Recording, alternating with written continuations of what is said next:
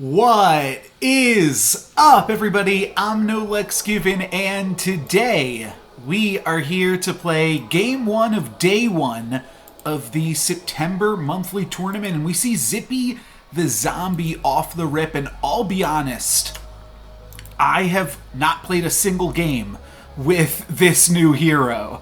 So I'm going to take a look at the data and see what I can find out about how a Zippy tends to do on average. Looks like there's currently no data available because it's a brand new hero. So I don't know. I feel like Merlin or Gwen will definitely be a little bit more my speed.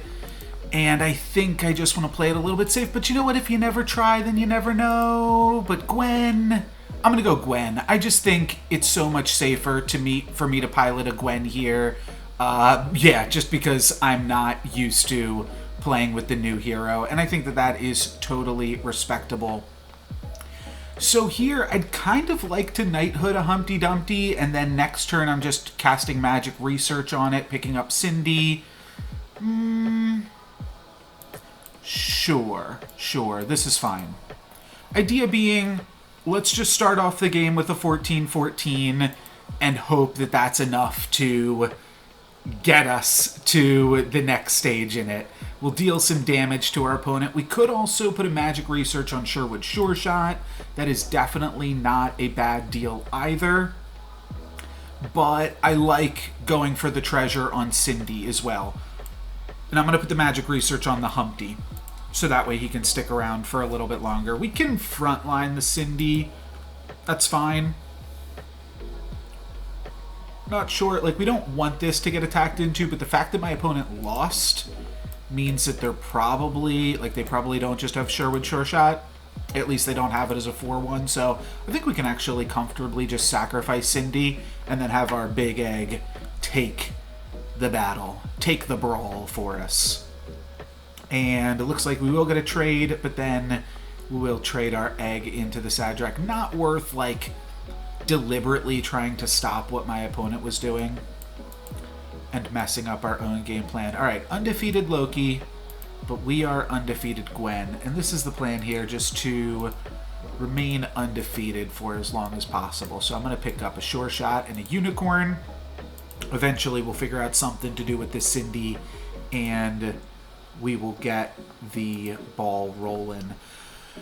And yeah, I wanted to just play something that I was a little bit more comfortable with. First kind of game, getting back into it. I played some mobile earlier today, but otherwise haven't gotten to play any Storybook Brawl in the past 2 days. So just want to, play what I'm comfortable with. I think that's an important lesson that, if anything, we can take from this. I'm not necessarily playing to win right now and playing the most spectacular or threatening boards, but there is still some fun stuff to be had, and a big Humpty Dumpty is a nice little lead to kick off the games here. And then I think I'm going to make a 9-9. I think that seems pretty good to me too. Yeah, let's go ahead and fire that off. Ticks down on Cindy. A 9-9, 9-10 even is just nice. And then I suppose we'll do a little rolling. We'll do a little bit more rolling here. Could lock onto another Sure Shot. Could lock onto a Water Wraith. I don't know. I mean, the best card right now for me to be able to pick up is either another Sleeping Princess or a Prized Pig. That way I can take my current lead and transfer it elsewhere. Though I'd certainly consider stuff like Vampire, potentially even Princess White right now. I'm trying to show her some respect on the current patch. The fact that there's just more dwarves on level 4. At one point there was only one level 4 dwarf. That was crazy. Since then they've added Amy and Fanny into the game, and that's made the Princess White's job a lot easier. But we're going to walk out of this one with another win against Masked Turned Tiger. Okay. Well, I like a Good Witch. And you know what? Rainbow Unicorn's a pair. Is that interesting? I'm not sure if it's more interesting than a kidnap, but I think I might just go unicorn roll. I like this, getting to support the sure shot here. Still going to be backlining my egg, I believe, though I could frontline an egg, and that would allow me... Could even sell unicorn, frontline egg, kidnap. Then we're playing a really strong tempo board, building towards the Cindy treasure in a meaningful way, expanding with the kidnap. I kind of like this. Okay. So now we do also have the option to consider a line like this. Not the craziest. Or this. I don't think that's crazy here either. All right, let's try this. Let's try this. Thing is, I think that 9/9s are going to be big enough on 3.1. We are playing up against a Peter Pants that could have any number of things together right here. But I think that these numbers are going to look good, and I did want to play around the Earthquake and Falling Stars of it all as well. Now, if my opponent can attack with this Stag... Alright, our game's going to crash, so... No clue what's going to happen. I don't know why that happens to me just when spells get cast, but hopefully we can get back into it in time. I typically just have to click this button a few times. Alright, we're back in. So let's see. Do we still have a Humpty Dumpty? I think we'll still have a Humpty Dumpty. Oh no, we lost both of our eggs. Okay, but we gained a white stag. So you know what? I'll take it. I'll take it. We lost both eggs, but gained a white stag. Let's see what our tier 2 treasure is first. And then I'm going to pick up stag and the pig. Or not stag and pig. Good witch and pig. Alright, spinning wheel it is. We'll try to pivot this into something on tier 4. I guess we tied the combat. 40% to tie. Yeah, we wound up tying, but cracking both of our eggs in the process, which just means my opponent's white stag attacked. Yeah, it's gonna happen. An upgraded white stag, that's definitely something to be fearful of against an early Peter Pants, but not much you can do.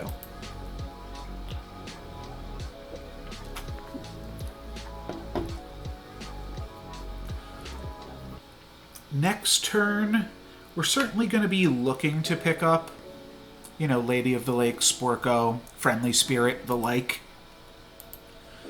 But feeling reasonably strong for the time being. This combat's going well for us. We also get more prized pig gold, so love to see that. We have 3 bonus gold, and we deny an XP. So maybe we could buy some XP ourselves. Another Sleeping Princess is good. I'm not going to pass up a pair of monster books, though. That is certainly what I'm going for.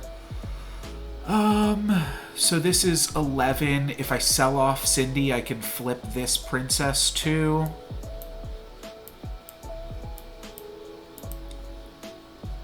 Then I'm just playing a sleeping... Either way, I'm playing one sleeping princess in the front and one in the back, which is kind of silly. Or, I'm sorry, I'm playing one monster book in the front, one monster book in the back. And I don't really think there's like a great way around all of this. Kind of want to put the monster book here. So let's just buy my characters and then we'll figure out how we're ordering this board.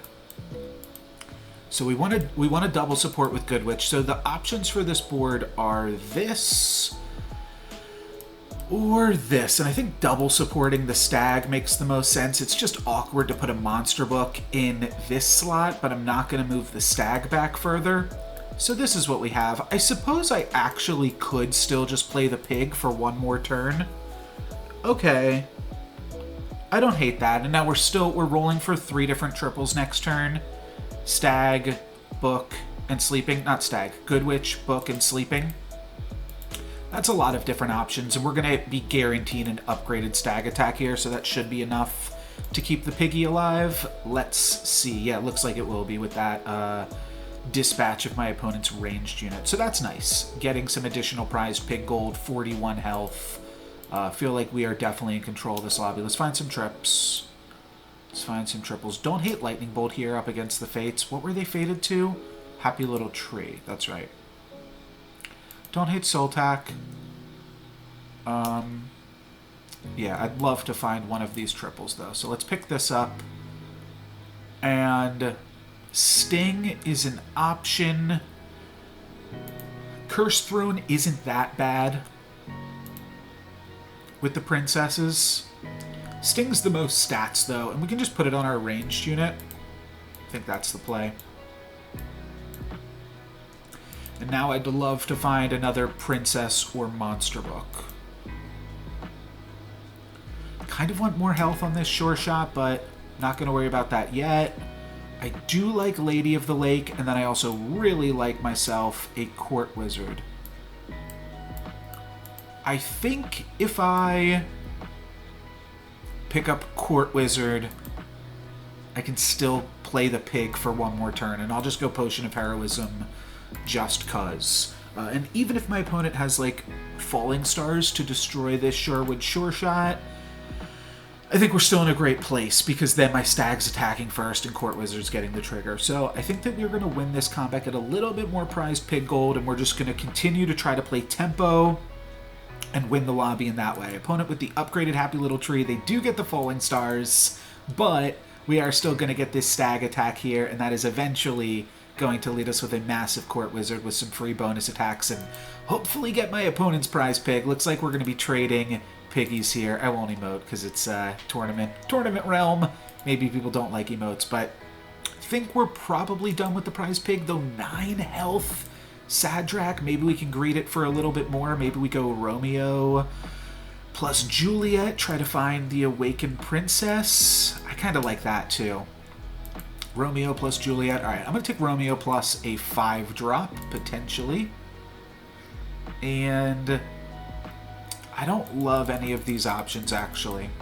I saw it because it had the chance to hit some 3s, some Juliets, and then some better 5-drops than these.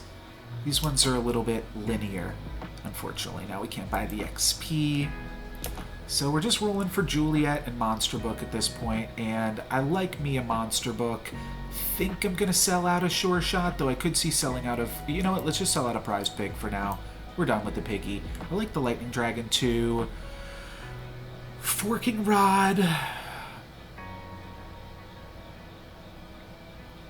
Gloves of Thieving, 6 of Shields.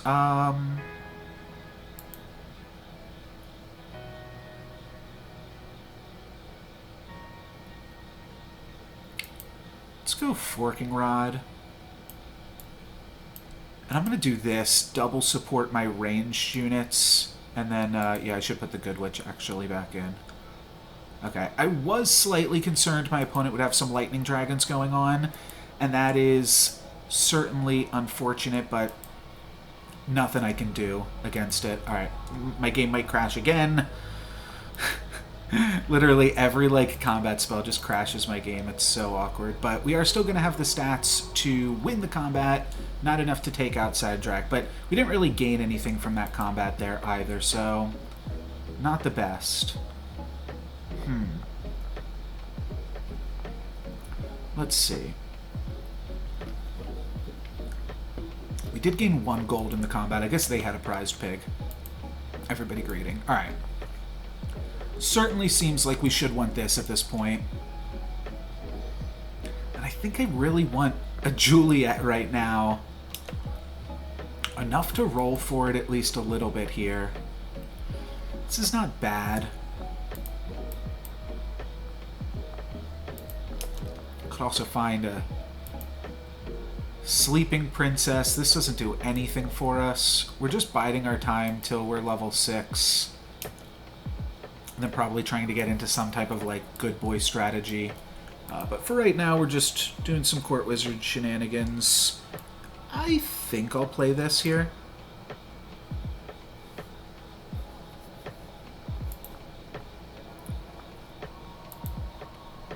I think this is fine. Still 41 health. You can't feel too terrible about what's going on.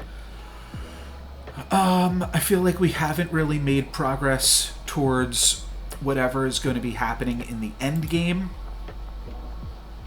Which seems like we're leaning towards, like, a good boy. Throw a good boy in the Sting slot, and it'll pump up all of our Court Wizards and such. That's kind of the idea right now, but We shall see. We shall see. Oh, my opponent doesn't slay, but that's awkward because they don't kill the princess either. But we'll get our bonus attacks here. Another Southern Siren in the back. A little bit silly, but 2 more bonus attacks. Oh, we're attacking into cats. That's not great. That's not great. I think my opponent wins this one, especially because they're going to be able to steal something nice off this Siren regardless here. Yeah, that's unfortunate. Okay, our spell killed their thing. Their spell didn't kill our thing, but we are still going to take our first loss of the whole game. Guess I don't feel too terrible to get my first loss here, right? But not too great at the same time.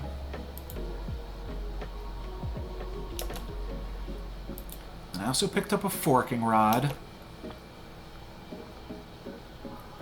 that we've yet to make use of. Not really what I'm looking for at all, but I think I take it. No, I'm going to roll past it.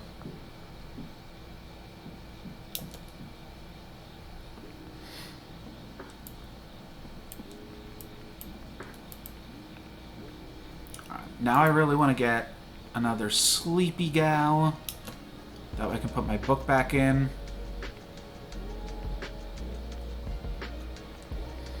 I think I'll just take a poison apple. Alright, double poison apple. Next turn, really looking for good boy. Playing a very weak board right now. Like, obviously we have these treasures and we have these synergies, but I'm not playing any of my upgraded characters so that I can play double Court Wizard. It seems a little loose. It definitely seems a little loose. We take out their doubly and they're angry though, so that's nice. Definitely going to buy us. I'd love to hit that stag. Nice. Nice. Okay, and then bonus attack should be able to carry me, I think. Let's see.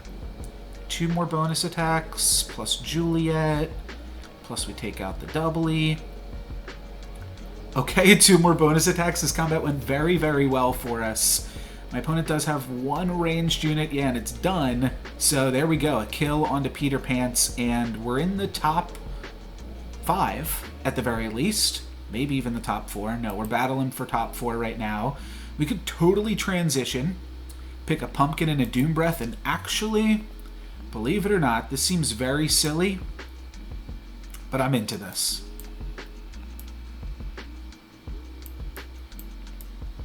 So I have to figure out the puzzle of this board for a second.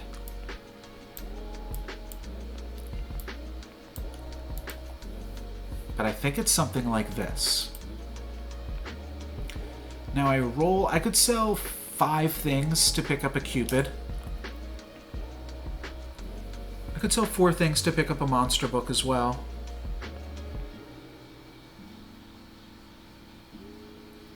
Okay. And I'm going to be picking up this Drink Me as well, because if we find a lucky coin...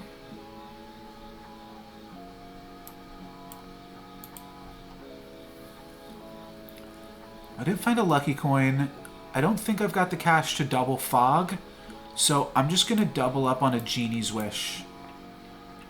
Okay? I don't know what the other spell was. Not sure. But we're going all in on a pumpkin scam here with Forking Rod to potentially find some more scams. Okay, it was a Fireball. Fireball and then Doom Breath, get in there. Doom Breath can still have a really strong hit right there. Okay, that's not bad. That's not bad. Opponent with an Ancient Sarcophagus, a little bit awkward, but we are going to have full pumpkin triggers. And Sultak prevents me from scamming a little bit further. That's awkward. Let's see. Well, we're certainly not dead here. How much damage is my opponent going to deal to us, I guess, is the question. Sting slot, still active. Definitely a silly one. So yeah, it's just going to be for 11 damage. We go down to 23, but puts us into the top 4. We get to pick up another pumpkin. We're still alive, and we're scamming. So I'll take it. I think I'm going to put a pumpkin inside of a croc. That is generally a pretty reasonable strategy. And then from here, I just 4th position Juliet. Somewhat interested in INC Terror, but I think that the croc bait is just better for us right now. Goal is to kind of just hang on. Loki's going to trash this Potion Master, probably. Actually, I think Potion Master wins this on these board states. Who knows how much Loki's improved by, and if Loki can steal one of those wombats, that's good for them. Oh, but you know what? Maybe we don't take the croc so we can triple the pumpkin. Because that's actually an avenue that we could win this game.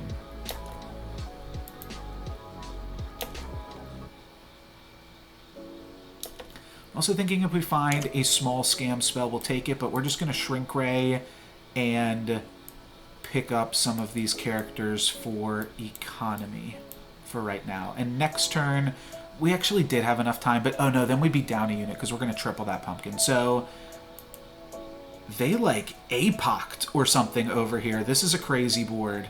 But Doom Breath going to get in. What the heck are they doing? They're trees, and they've got an upgraded Lordy, and they've got an Embiggening Stone. I don't know what's going on in this shop, but I think we can find a... I mean, we're not going to win this, but we're not going to take that much damage here either. So, I don't know. This is kind of okay. Cupid in the back can make Shoulder Fairy trade with Burning Beard, and Siren almost got to steal something. So this was really close. This was quite close, actually. We only take 8 down to 15. I'll take it. All right. Pumpkin, Tier 6 Treasure. We want... Wow, I was thinking about Wand of Weirding for double scams. Pandora's Box when we're at 15, I think, is sketchy. I think we want to go Singing Sword here. Toss Spinning Wheel. Now I could even take a Mummy on this board. It's important to fill up my front row because then everything gets Singing Sworded. Medusa's a very good scam. I'm just thinking about my other option here with Hercules. We can double cast a Queen's Grace. How's my camera doing? Alright, I mean, I have to take Medusa here, I think, pretty clearly. So let's just take that, roll, and I'll double cast a Candy Rain. Unexciting, but it's something. Okay, I think this has a shot to scam. Doom Breath is big. Doom Breath is now swinging in for 40, and my opponent without a Soul Tack, it's going to come just a little bit short. Just a little bit short. My opponent with a very large trees comp here, actually. Take out their ranged unit. Can we scam their Echo Wood? That's what this is going to come down to. No, double Blessing. I guess we did have Medusa as well. But it's going to come down to if Pumpkin can scam this Echo Wood. And you know what? It's possible. A Cupid could have gotten us here. We lose out on all of our pig value, though.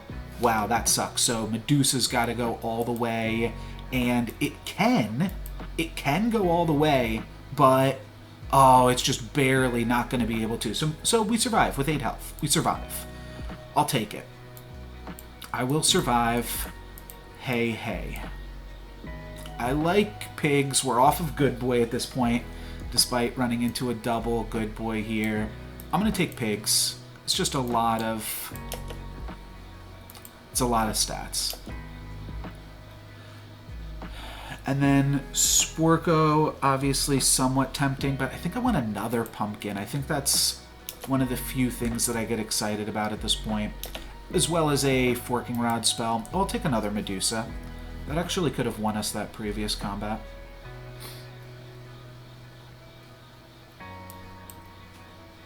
Oh, almost bought the wrong one. All right, let's grab Medusa, and then roll. I'll sell 2 things for a spell that's relevant. I'll continue to sell things. Not interested in that. Okay. But this is fine. We've got a pretty beefy front line with the pigs and their swords. And then Pumpkin can kind of replenish, and Medusa can hopefully get some scams in. My hair kind of crazy. Didn't really look at that earlier, but... Let's see. Let's see. Oh, we got a fellow scammer in the house. pumpkin v pumpkin, us with more evil characters, that's for sure, and us with more scammers. So if this summons an evil character, okay, the fact that that didn't is actually kind of huge, because now that means we don't have to worry about more additional evil summons, but we are out of units, so it's going to get a little bit awkward. We can steal some trees. Both of our sirens failed. Oh, and is that just it? Because both of our sirens failed. It is. Dang. Okay, so that kills us. We get 4th place on our first game. Not the best. I don't think I came into this looking to win, but now I'm warmed up. And hopefully I'll be ready for those next rounds. Alrighty, a warm-up game under my belt, and heroes that I'm less comfortable with. Certainly in regards to beauty, I think that Loki is very good. It possibly won the previous lobby, or at least did better than us. Geppetto is also fine, but this is a place now that, at least having warmed up, I'm still a little bit nervous, but now a little bit more willing to play with Zippy the zombie here. And we're up against a Pied Piper turn 1. I still feel like it's probably the blind mouse here. Just pick a unit, maybe a blind mouse can win. Rainbow Unicorn, or it can tie. Rainbow Unicorn can potentially beat a 2-2, though these are both losing to any reasonably pumped animal, so probably taking a little bit of damage here. There is some sense, nice, into playing characters with more attack because they're more likely to get kills for Zippy, so that's definitely something to consider. Let's fire off a Genie's Wish. That's going to give us a Forbidden Fruit. Don't love it. So I think I'm going to roll for another Blind Mouse, or I'm going to roll for... You know what? Let's roll for a Royal. Okay, cool. We actually find both. Interesting. And we're not planning on using Shard of the Ice Queen next turn. We're just going to pick up Blind Mouse and Cindy and have a reasonably respectable board. Though, certainly a little bit awkward. This turn that we're going to be taking some more damage. Next turn we're going to have a pretty respectable board. Okay, nice. First attack means that we actually had a chance to get 2 Zippy kills here, but I will take it. This is a fine place to be. Now we've got a 5-5 and a bunch of 2-2s, so I'm feeling pretty good. Again, not going to flip the Froggy. Not going to worry about that one. If the frog was like gets +4/+4, then obviously you would just flip it every single time, but it always feels awkward when like Frog Prince is the only early good character that you have and you find a Shard of the Ice Queen that you just unfortunately have to ignore. But grabbing, like, we've got really good units right now to the point where even if we're taking damage, we are still building some pollen, and hopefully that's enough to do something. I mentioned this in the previous game, but this is my first game with Zippy, my first real game. So I don't really know exactly how things are going to play out, but looks like they're going to play out well. We're going to get a win and 5 kills there. So some really nice progress, and we are chugging along. I'd love to roll the die onto Vampire, but I'm just going to buy Vampire here regardless. Okay, now we got it. So, do we pick up the pear? Do we pick up the egg to maintain our health total and get more kills? I kind of like egg as well. And then roll for Blind Mouse? Sure. Awesome. We find a Blind Mouse and we find an egg, which will just be strong. We're not going to use it to... Well, we could use eggs on the Zippy Evil Twin. If my opponent has Princess Peep... My opponent definitely playing 7 characters here, so if they have any type of summonings, we might lose, but we might be able to get... Well, if we lose, we won't have access to egg next turn, I suppose. Because that means that our egg in hand will get cracked, or our egg on board will get cracked. But still cute to think about. Easter egg treasure off Zippy. That is something fun. They do have a summon, so I'm happy to see that. We are going to lose? Yes. Yes. But it's super, super close. We could have beat these Mad Mims. We just didn't get quite. And of course, egg animation going to crash my client. But very, very close. I don't hate our spot right now. We could find some brave princesses. I think I'm just going to try to be as strong as I can for as long as I can. And Ring of Rage actually kind of fun. Ring of Rage kind of means I could justify picking up Brave Princess, to be totally honest.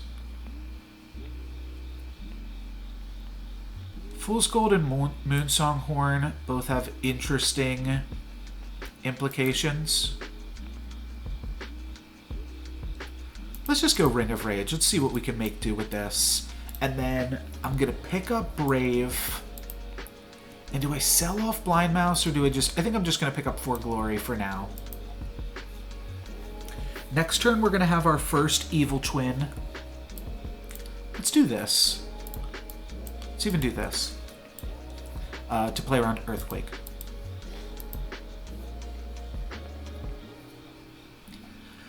And hopefully we can trade with a few of my opponent's characters here. Somewhat awkward combats. Yeah, we're going to take some damages here. Take 7 down to 22. Down to the bottom of the lobby. But we at least got Evil Twin. Let's pick up another Vampire. I think I'm going to do something like this now.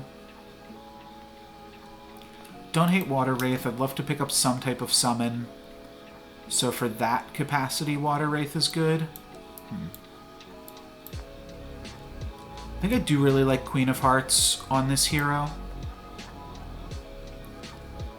We could have made an evil happy little tree, though that's not super exciting. I think for now, for this turn, I'm just going to make a copy of the frog. It's just to do something with it. And do I want to use Forbidden Fruit? Sure. I'll roll and grab a treasure here. Okay. Shepherd Sling, give us a little bit more oomph. I'll take it.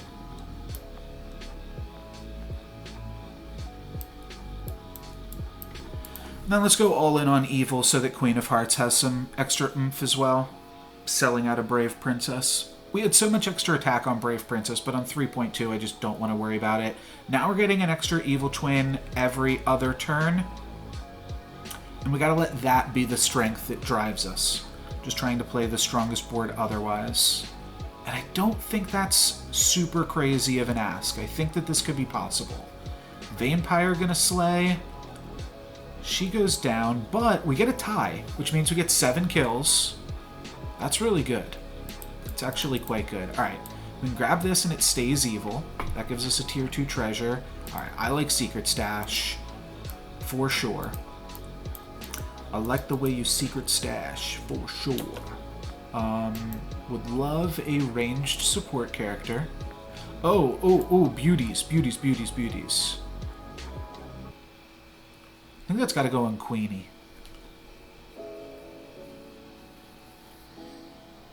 Yeah, that lets us make additional Queens of Hearts. Then am I just picking up a 10-7 or a Polywoggle? Actually, don't hate a Polywoggle here. Okay. Talked myself into it, better or worse. We do have 2 animals. Is that enough for Bearded Vulture? It's not great. I don't hate Lightning Dragon either. I'm gonna roll one more time though. Okay, we found some interesting things. We found Sporko, Water Wraith, Vampire. We're gonna be making another Queen of Hearts next turn, so we take Vampire, potentially grab the cash from the stash. There's some ways that this could go very right for us next turn. We're obviously going to be looking for Treasure Map and Ancient Sarcophagus. Primarily. Opponent double queen to my single queen. Who's going to crack the stash? It looks like a tie. Unfortunate for both of us, really. I think we'd both love to crack into the stash there. Let's pick up Vampire. I don't hate Telltale Quiver. So don't hate Cloak of the Assassin.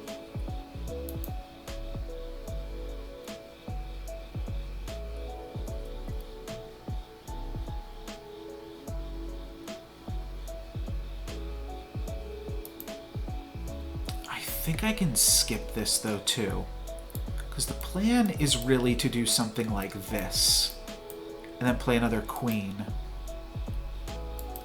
So I don't even think I need this. It's just not going to scale that great into the late game. So let's roll, try to find, yeah, like another Sporko. Medusa's also not bad, but I think I grab another Sporko. Oh, but I don't need another Sporko this turn because I'm going to play a queen this turn. I think I still grab it. Do I play this here? No, that can't be right. Do I just do this? Kind of put myself with a Polywoggle in slot 1. I think that's the best thing for us. Don't think I'm going to worry about a Medusa because our backline's kind of set. Alright, Polywoggle does slay here. That's awesome. That gives us a free tier 5 unit, and either the queens can carry us, or if they can't, then we get the secret stash. So either way, I'm happy with this. We take, what is this, 7, so we only take 4 in actuality, and now we can make a bunch of lances. This is really interesting. This activates lance right now, so that is a pretty huge idea. And once we activate lance, then we can just start spitting out more of him, which I really like. I also kind of like Time Flies, Friendly Spirit, and Monster Book. I like all 3. I can buy all 3, but to buy all 3 seems like a waste. I do think Friendly Spirit is good, though. I think Time Flies is good with this triple sport or double Sporko setup as well. So let's buy this and then roll, potentially sell off Water Wraith for another pair. Now I think I'm just rolling for fun. Next turn we're going to be level 5. As long as we don't die, we get to make a bunch of Lancelots. That's really cool. I'd love to pick up Cat's Call, but we already cast our spell to activate Lance here. So I don't think there's too much more we can really do this turn. Okay, that's fine. Do we lock on to Blaze of Glory to activate an additional Lancelot next turn? Let's think about it. I think that might actually be pretty good. Definitely making some weird stuff happen here, but as long as we full clear my opponent's board, we get another Evil Twin. I think that that's somewhat likely, especially with those attacks. Those were good combat attacks for us. Big ranged unit. Alright, we're not going to clear off their board. That was wishful thinking. So we take 11 down to 5. Yeah, we still need a few more for Evil Twin. Okay, wishful thinking, but was thinking Monkey's Paw would help get us out of dodge in a lot of potential ways here. So I like that. Kind of want to double support the Friendly Spirit. I'm also kind of over the Queen of Hearts, but we'll see where all of this goes. Don't really want Genie's Wish. Would love a Sporko triple. Could pick up Egg here to grab that Easter egg. Like I said, I think I'm over that. Polywoggle, actually not the craziest idea, but you know what? I don't think it's bad to spend 2 gold on.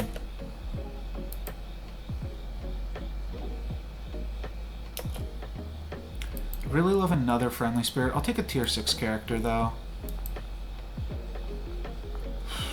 I think that's a waste of gold. Like, I'd love to pick up Pigs or Baby Bear.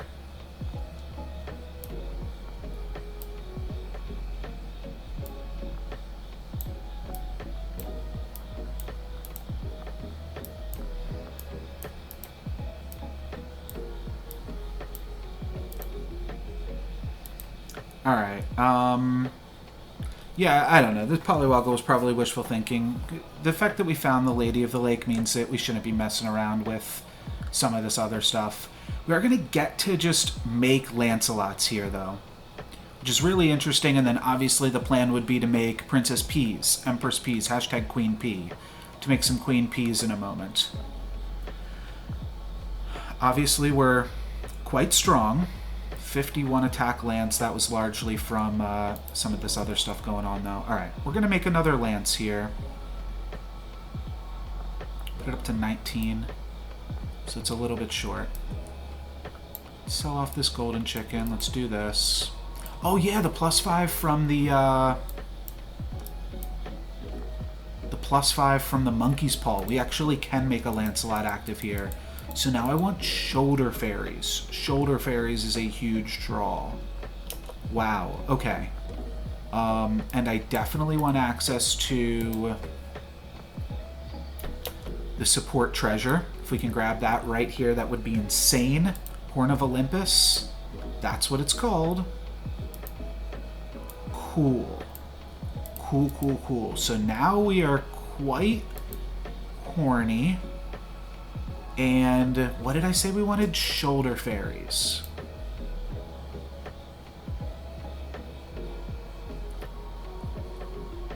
I don't think an extra health could ever help us.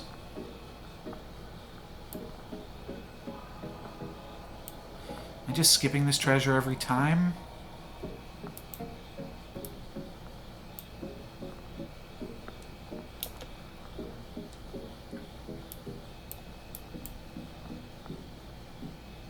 Nothing. Okay. This is fine, though. 2 backline ranged units. A Polywoggle is, I think, actually not that greedy. Winds up being a little bit greedy, ultimately. But still with an absolutely massive lance, I feel like we're not in the craziest spot right now. Alright, lance going to trade off there. Oh, do I just lose right here? Dang it! I was just a little bit too greedy with that Polywoggle. I knew it was. There was a lot of things going through my head.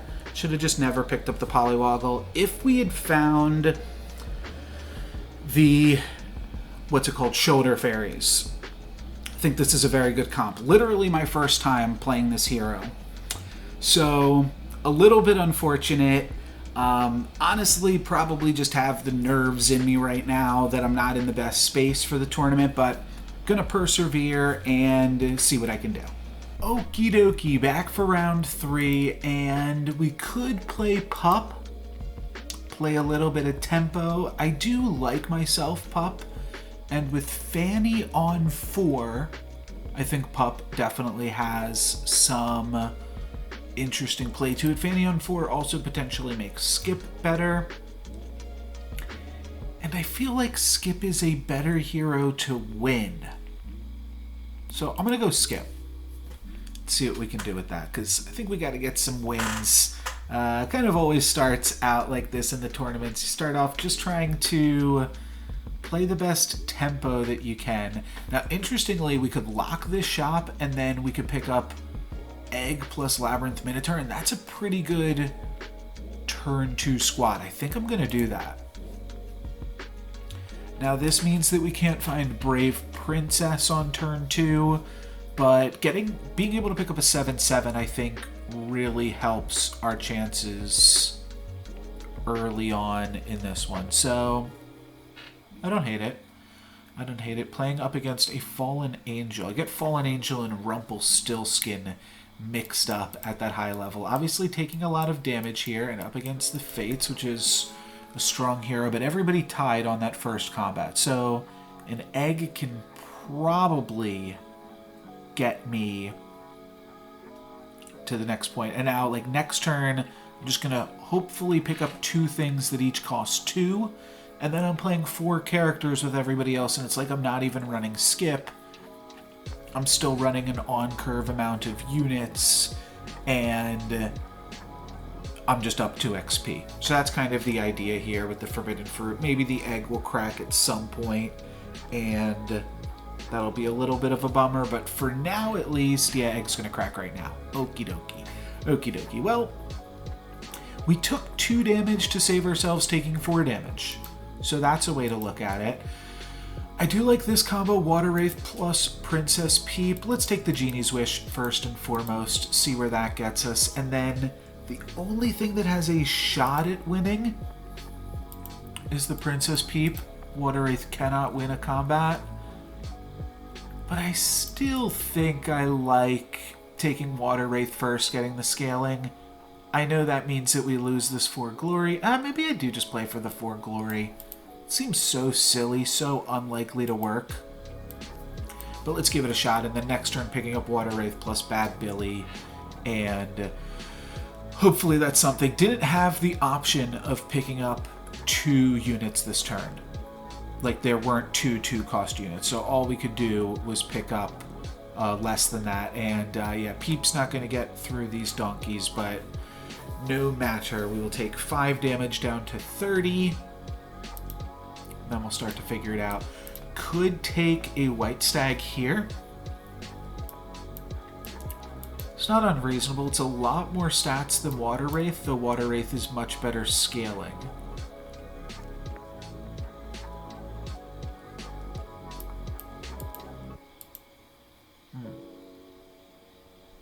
Still kind of like locking on to White Stag 2. Worst case scenario, we take Princess plus White Stag, but short of that, there's actually good things that can happen. Definitely looking for Sporko, Lady of the Lake next turn. Friendly Spirit Monster Book as well. So maybe I don't lock? Alright, let's not lock. We're level 4. Let's pick up some level 4 things. Big delay in between these past 2 rounds of the tournament. Oh, that's a really unlucky attack. That's not bad, though. Getting to take out some of these ranged units here. Okay, only taking 5 down to 25. Like I said, for being up 2 XP, it's sometimes not a crazy place to be with it all.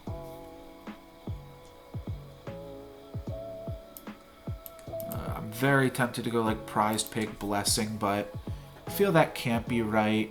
Do feel like it probably has to be Puff Puff plus a Rainbow Unicorn, despite being a little bit unexcited by Rainbow Unicorn, but who knows, maybe this does something. If you get early Puff Puffs, it's not the worst for a tempo game, but would certainly like to replace it relatively quickly. You just have to play the shops with Skip. And then, yeah, hopefully can pick up Sporko, Lady, and the like. Takes a lot of momentum out of you when we literally just had to do an hour-and-a-half break in between those 2 games. So that was pretty annoying. Let me see. Is that right? Exactly how long was that break? Yeah, like over an hour-and-a-half. So gotta get back into it. Spent all that time warming up to get mentally prepared, just to get mentally totally zapped out of it. But we're back into it now. We're almost in gingerbread range. I think I am going to fire off genies, though. I guess we could just take the pair of Puff Puff plus Puff Puff plus Water Wraith. I don't mind geniesing first, though. And then just selling off Rainbow Unicorn. It's a little bit awkward because so much of this stuff I want to die. But I think if the Puff Puff in the back doesn't die, that's like a good problem to have. And I think it probably will still. Lobby on 3.2. You keep firing off Genie's Wish throughout the course of the tournament, eventually something's gotta give. Should put on some music too. That'll wake me up.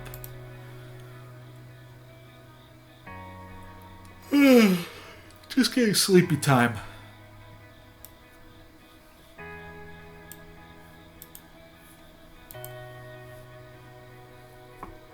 Alright, there goes our first one. And the peep's gonna do some work. Trading with a cat and pumping up our water wraiths even more, and our Puff Puff will die. We did not have to worry about it. Pretty decent RNG for us. We are gonna lose the Merlin's test though, so not the best. I do really like Lady of the Lake still. We can double support the water wraiths. That's something interesting enough. I'll free roll after that, and then I think I like going for a real roll. I can still sell off 2 more things to buy another 4-cost character.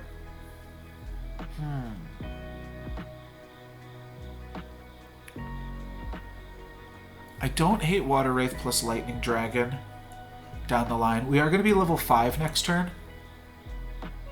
Let's roll one more time for Sporko. Huh. So, like, is it too memey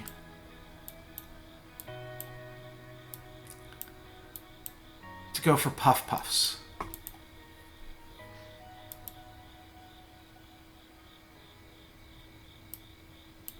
And if it is, then do we just go for, like...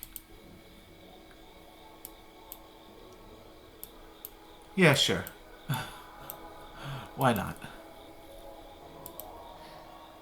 I don't really know why I'm doing this. Going for a Puff Puff play, but... it's some stats. It'll work out. We'll get a World Tree down the line, and it'll look really smart. We got some piggies.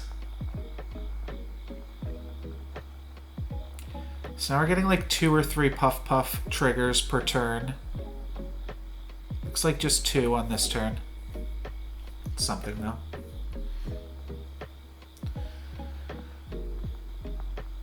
Alright, I like Southern Siren and I like another XP spell, so it's just going to be that. And then from there, it's a roll. And a nothing. Okay. Sure.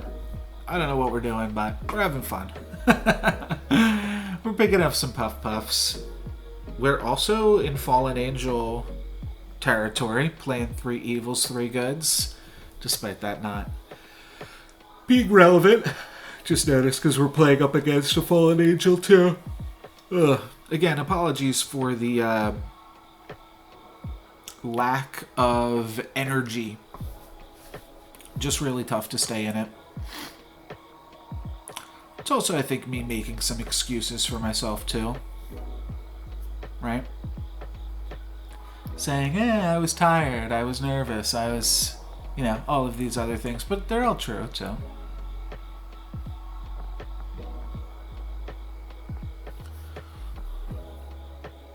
So, next turn, probably just want to roll and pick up some 5ers. If I can pick up 2 5-cost units, so I can roll twice. And if I can... Ooh, those are some big kitty cates. Okay, this works out pretty nicely for us. We were 50-50 to steal a reasonable unit there, but we get a win against the lobby leader. Can't feel too bad about that. Up a few XP. So I can roll twice and pick up 2 5-costers. That's what I was saying. Could also pick up a Water Wraith. Lady of the Lake, not the craziest idea either. That gives me something to do in the end game if we pick this up and then find ourselves with a horn.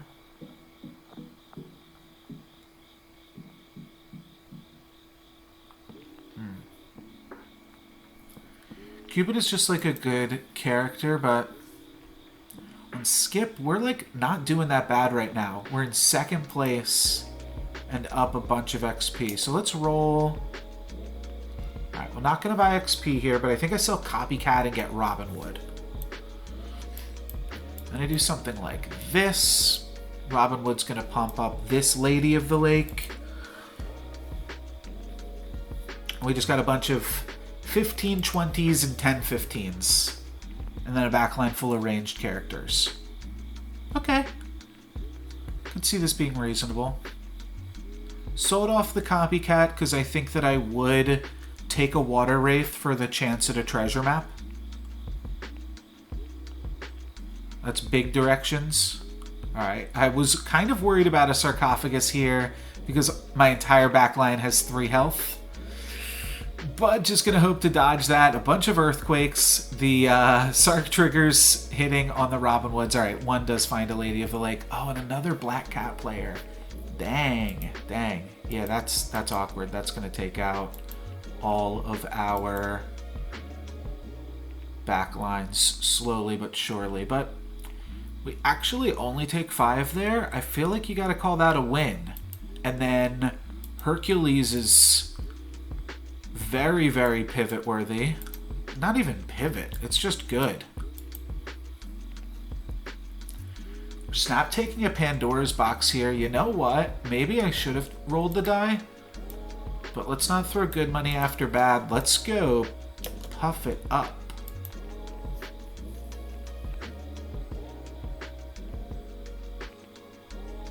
And I want to double support the Herc. I'm almost positive. Just debating if it's worth like selling or locking into Drink Me Potion. I think I can sell off Siren. I think I'm not doing anything with it. Okay, so this is... We could feed this to the Kraken for 2 more rolls.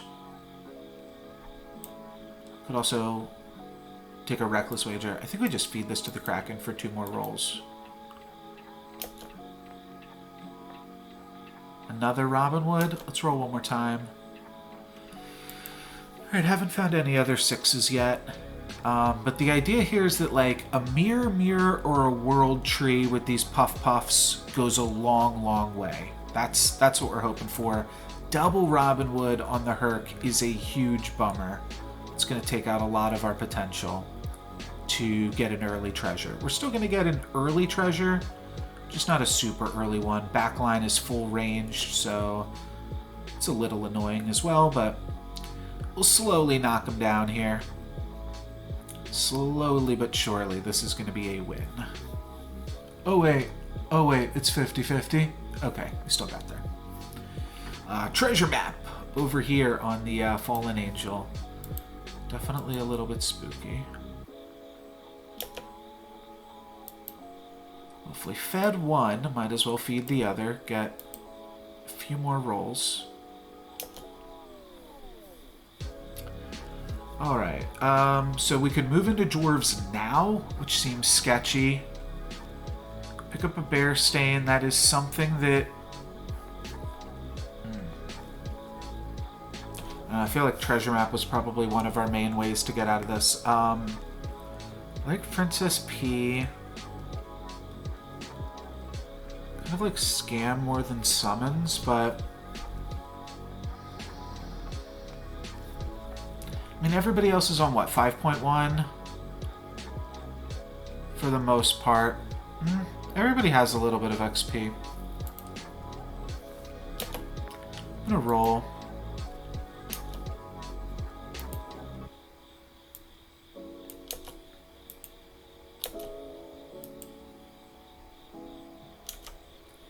Alright, let's grab a Baby Root. Locking on to... potential for Horn.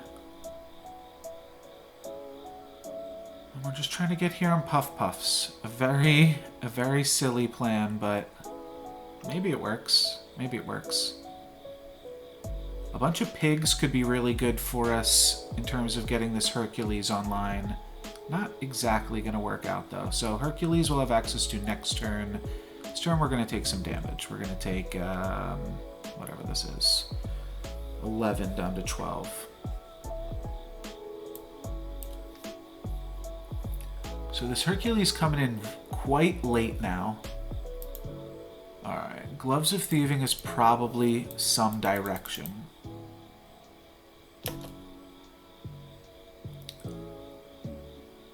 As is P and Boomhilda. It's definitely looking for those.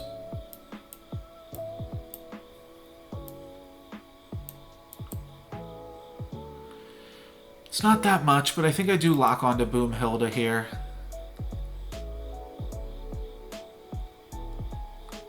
Maybe I should have taken Boomhilda first. Yikes. Yeah, I should have taken Boomhilda first, because then I could have guaranteed to activate the Hercules right now. It's unlucky. I'm going to... I do see that there's a Madmim here. Robin Hood is going to pump up the P. That's actually pretty nice. It's not that much. And then I'm just going to take a Smite and lock onto Boomhilda.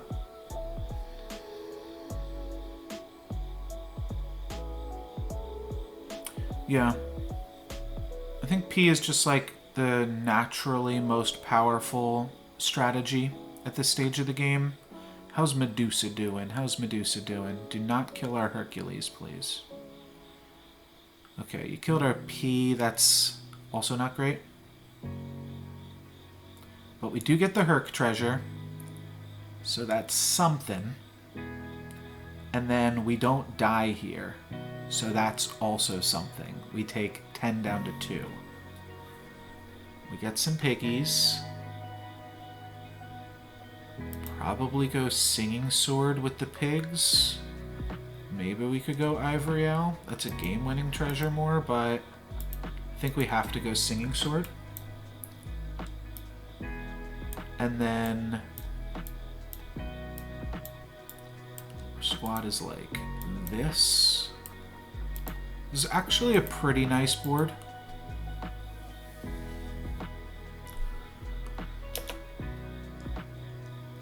And then we're looking for like Good Boy, Beauty's Influence. Might take a Fog against Potion Master. They had 2 Spellweavers last we saw them. Alright, I'll Fog them. Just for 1 higher placement. Could sell for Medusa. I don't know, I feel like we could actually get somewhere with Good Boy, Beauty's Influence. Boomhilda, I don't think I want.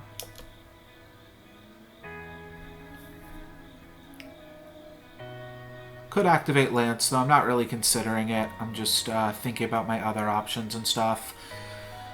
How we're going to make this into a board that can actually win. It's awkward to have to put Hercules with health on it in the front, because then like nothing's dying for the pigs, but we need this supporting Herc, and we need the Boomhilda supporting the other thing, so I don't really have options otherwise.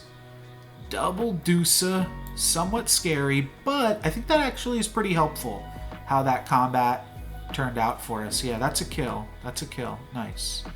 What did we steal? Lightning Dragon? Yeah. Alright. Wholly unexciting, but I'm in 3rd place with Puffs. Not gonna do your mean stuff. Might cast a spell, but not that one. I see you, Puff. I see you. Shoulder Fairy actually reasonably statted, though. I know it would get 15 more attack, but like the 60 health is what we're playing for. I think I'd rather try to find another P. We've got a few more rolls here to hit something relevant. Oh, I'm up against the Ghost right now. Okay. That was part of the plan.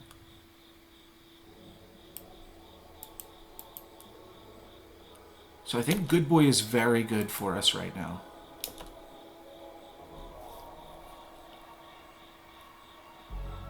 I think I go into that. Just P plus Echowood. Bye-bye, Puff Puffs. It's a little spooky to play a 1 health character, but now if we find a good boy, we're actually playing a lot of stats on the board. We switch our supports, put good boy in 1, Hercules in 3, cut the pigs. We steal an Aeon. That's not quite a good boy. Our Echowood dodges some early scam from Princess P dying immediately. So, and we're up against the ghost, but still, it all worked out fine. We steal an Aeon. Also, don't impress me much. And Morgan had scam. Okay. Could put a bunch of stats on hashtag Queen P. Here's good boy. So, yeah, I think that this is good. This is a ton of attack.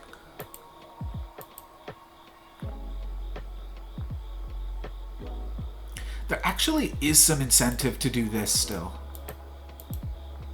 To just get some health across the board. Because that'll help Echowood actually carry. Let's see if we can find a spell for it. Find another good boy. 1, 2, 3, 4. I don't think I can. I don't think I can this turn. Do you realize that we sold out of the copycats? I mean, we're certainly casting... Yeah, I mean, we'd have to sell way too much. I just don't think I'm comfortable with that. Let's just cast the Luna's Grace. I think this is safer. Especially against a scam board, eh? Yeah. Some additional health. Gonna be better against scam as well. And locking on to a second good boy to do some fun stuff next turn. I was afraid of the Doom Breath, but we are gonna get Pigomorphed. We are gonna avoid the Doom Breath, but our Echowood does get scammed. So, yeah, my opponent with a decent amount of scam here. Not looking great for us. Medusa on P would be awkward. We dodge the Medusa on P. Now we just have to get through a pumpkin. And I'm feeling pretty good. Rotten Applewood up to attack soon. They've got frontline scam that we can battle through. And backline scam that's not going to get to play. That's a win, baby. Nice. 10 damage. Now we're up against the Horde Dragon. And we stole a Doom Breath. It's also something fun to consider. Let's sell out of Aeon. Let's move some stuff around. Roll for third good boy or second P. Uh-oh. Don't cast Forbidden Fruit now, no Lux. Okay, and they were also kind of scamming. Everybody's kind of scamming in here tonight. So what are we doing?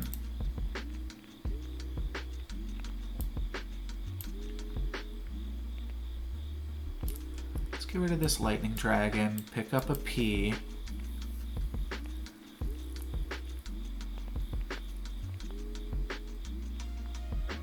Almost don't hate like that. Just get a bunch of health out of here.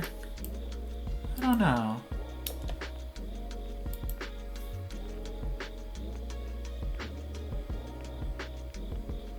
Huh. Does feel like we should be supporting these good boys more. But I don't really feel like I can too much. Maybe I shouldn't be playing this good boy. I should just be playing a 50-50. Ooh, we're going to steal another good boy, though, with our Gloves of Thieving. If we can win this, if we can survive right here, which I think we can, avoid the ranged unit, more ranged units than my opponent.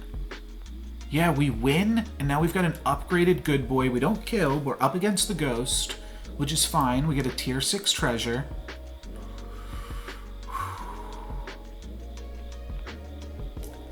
And what is this ghost playing? A bunch of Aeons. I sold off my Aeons. I did not think we'd be playing up against them again. So I can take Mimic Chest to steal 2 of their things. Don't think that's going to be good enough. Take Ivory Owl for like slightly more stats. Or just take spear.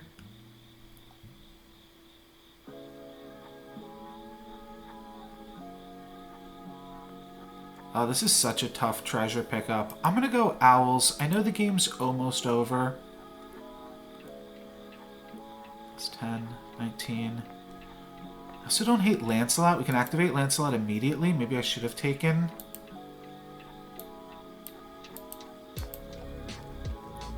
Mimic Chest, though I don't really care about double of a tier 5 treasure. I would only take, like, Sword of Fire and Ice. Should I just roll for P, or should I... Alright, I'm going to take a tier 5 treasure, because it's free. I'm going to Spinning Gold against the Ghost, because it's free. And I'm going to roll down for Princess P. Oh, I do like True Love's Kiss. Not enough to lock onto it here. Not enough to do anything. Not enough for another Boomhilda. Okay.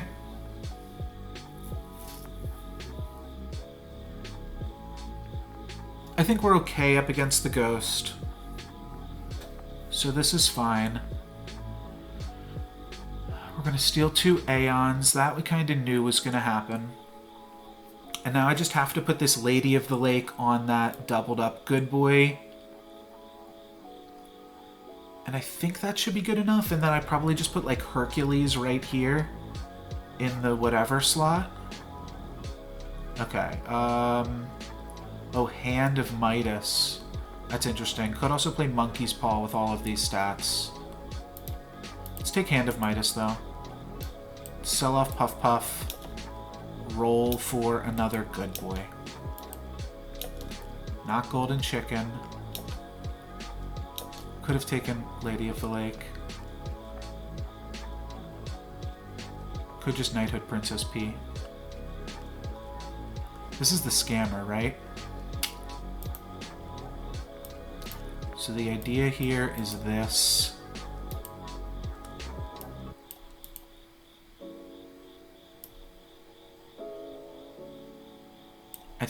I think this is good.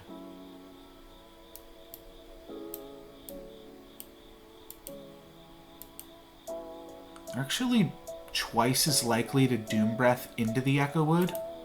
So I'm somewhat incentivized to frontline Echo Wood, as silly as that sounds.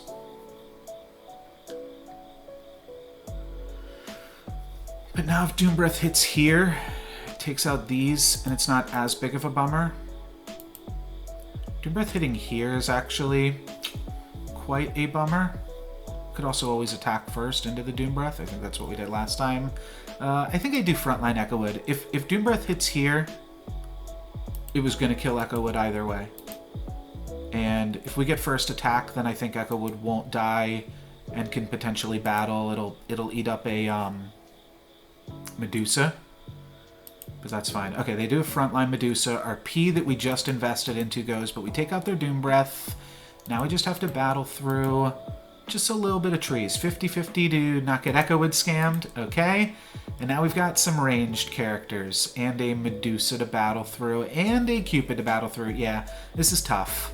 This is tough. 50-50. The Medusa hits good for us.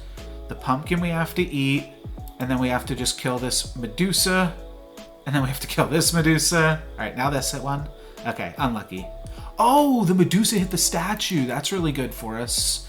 We can't battle through these pigs, though. Okay, so we lose. We get second place. That's fine. I think that we did a good job to get here. This treasure wasn't doing anything for us this last turn, so it was fine. Yeah, second place. What more can you say? Definitely feels good. We definitely played to win in a lot of instances here. And I think it worked out pretty well to get second. I'm happy with the second place for sure. Cool. We're back with round 4, and I just crunched the numbers, and basically with all second place finishes, I can still day 2 this thing. So we're going to see what we can do, and I think it's Fallen Angel. I think Fallen Angel has a really good shot at getting me to that second stage of the game. Share Bear and Loki, also good. Pup, reasonable tempo. But I'm going to go Fallen Angel, and I'm going to do Black Cat with that as well. I think that's pretty good. See if I can find some more evil characters. And I find Some more black cats. It's almost too many evil characters. I'll have to think about that. I think that I will still lock this because it's got a forbidden fruit, but I will probably have to do something like black cat, forbidden fruit, polywoggle next turn, and then potentially lock onto the cat again. I don't know. Might even just not want to lock onto the cat this early. But a second one is definitely good. And we get to get a tie here. That's really nice. The black cat's pretty likely to tie in most scenarios. Against Pied Piper, I think that we'll lose, though it looks like everybody basically tied that first combat. Grandmother got the only loss, so who knows what Grandmother lost to. But I think I'm going to go Forbidden Fruit, pick up a Polywoggle. I mean, this just gives me nothing on the board. This doesn't actually improve my board by that much, but it does when I pick up an evil character next turn. And I'm going to backline the Polywoggle just because sooner that slays, the sooner we're able to find 3 characters of each alignment. So I don't hate it from that perspective. And again, not locking onto the black cat. We are going to take a loss here, but 50-50 to slay. Nice. Love to see it. Love to see it. That gives us a lucky. That's not exactly what I was looking for, but I think that this is still a pretty fun shop. I think that I will probably not lock a second Mad Mim, especially going into 3.0. But I will cast this because it's free. And then I'll just pick up this and then bam! Look at those stats, baby. And I'll pick up a Kitty Cup purse as well. And now we're building Econ and a pretty strong board. And I think we're strong enough that I'm going to prioritize the Kitty Slay as well. It would be strong to grab another Mad Mim, but like I said, I'd like to just be able to roll for Brave, Water Wraith, ranged characters next turn. That is very not nice. That is very much not nice. For Peter Pants to Earthquake. Okay. We can recoup and regroup. We can sell off Black Cat to buy off all of these things, though I think what I like a little bit better is something just along these lines. Now, if I want to, I can lock onto Sherwood Sure Shot here. I think I will. Trying to think, I would potentially like to pick up a Good Witch of the North. Lucky's gonna go eventually, it's just not the best neutral character that you can play on Fallen Angel. I think we see if we can find some level 3 treasures or something. I will also triple the Black Cat now. This is a win just from Black Cats. As long as my opponents don't Earthquake before we have more good units, then it doesn't matter. Okay, this is great. This is even okay. And I think I probably take it. Now I could do this. And I possibly just do this even. Just giving everything that extra health is pretty good. Then I might pick up Cindy here too. Yeah, why not?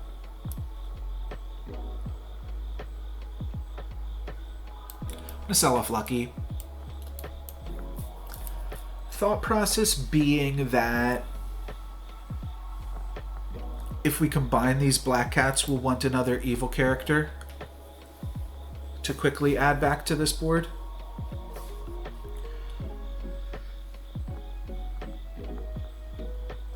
I think this is a pretty strong board. I think we're pretty likely to win this for glory even. Despite being in last place in this lobby, that was really just from taking infinite damage from Peter Pants on 2.2.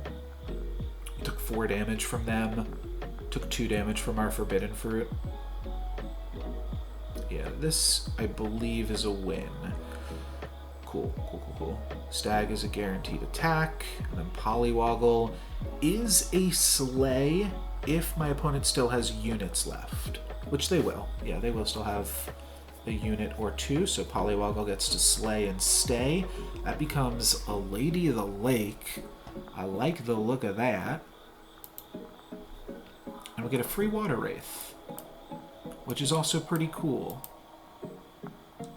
So there's some fun stuff going on here. Kind of even like Princess Peep. I said the full thing. I'm kind of in a silly mood, aren't I? Yeah, let's just do this. And then let's work on Cindy, find a Genie's Wish here. It's kind of a pivot, but sounds fun.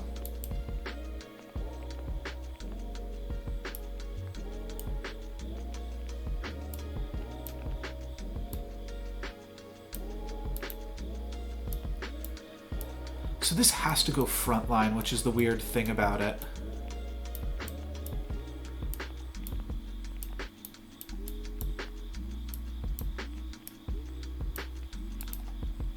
So we're going for the evil strats.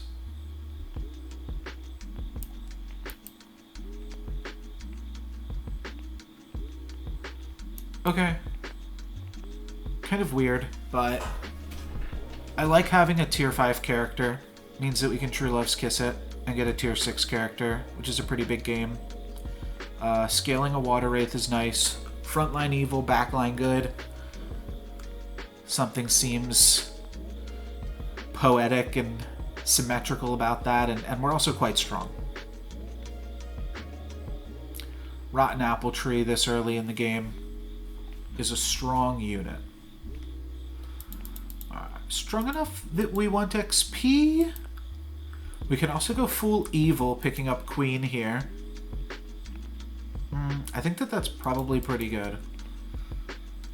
With this double Black Cat strategy we got going on. And don't like having a dragon treasure, but let's pick up Runestones, pick up Queenie. And I'm just going to throw in a roll, a bit of a roll. Okay, so I can sell off Cindy Stag Mad Mim for a mummy. Yeah.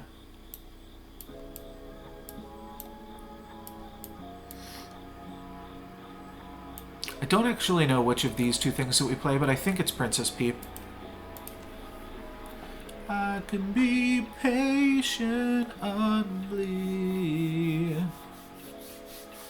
Alrighty, I think we're back in the game here. Wasn't a super powerful turn for us, but still, I mean, our hero power is basically just a Ring of Rage. It's like a tier 4 treasure, so you have to consider that we're much stronger than it might initially appear. It's good attacks. Sorry, brother.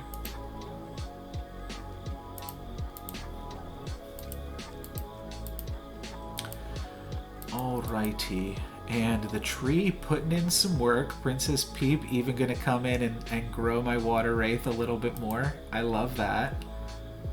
That's pretty fantastic. Hit here even. Wow, Water Wraith just hanging out. Love to see it. Catching up in XP with some of our friends here. And then we've got the option to go Polywoggle. I did sell off my Mad Mim. Probably don't play Polywoggle this turn. Probably play a Hippocampus though. Yeah, we just have so much summons. We could pick up Polywoggles for next turn.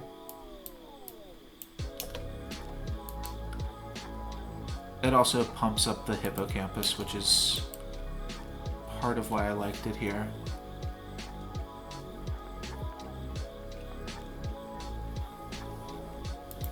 I think this is reasonably strong. It's kind of weird. But we've got a few different things that we're rolling for now. True Love's Kiss, Sleeping Princess isn't super impressive. Polywoggle, Black Cat can get us tier 3 treasures. Do I lock onto Queen of Hearts? I don't think so. I think because Polywoggle's so good on 5.0 that I shouldn't stress about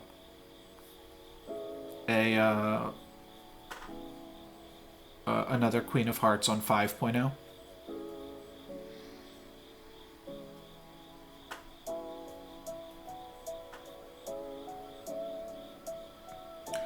Pretty big board for my opponent here. If Doubly can attack into the tree or the Water Wraith, yeah, the RNG on the combats has been nice. I do have to say that.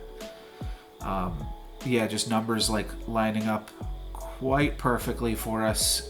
Even those things were pretty good hits for me, and will ultimately result in a win. So 32 health, went from bottom of the board to top of the board. Feeling quite good about that. Don't hate Friendly Spirit, but I want to spend my gold picking up a Polywoggle this turn if possible. Hippocampus also extremely tempting.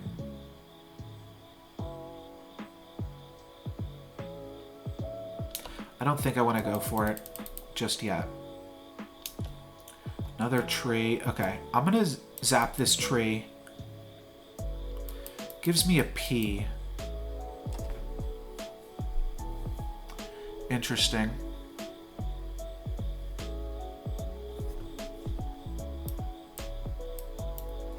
I'm tempted to play something like this right now. So one more roll for Polywoggle. Alright. Bear Stain is definitely making me think I should go back into summons.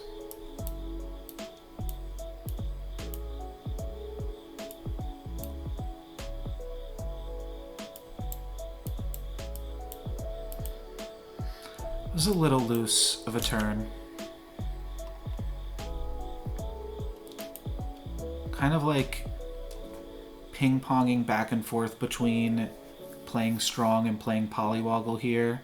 And my board looks a little bit unfocused, but we've got a bunch of different spots for Polywoggles to slay into. It's not quite going to work out, but we've got a 50-50, and now we've got 100%. So we grabbed a Polywoggle, I sold off my Princess P, which is like a really strong unit. But we got out of it. So it's kind of interesting. And weird. But like I said, this is still strong. That's what I want to recognize. This is still a strong board. And we're running Fallen Angel strats. I think I might put in a Medusa here.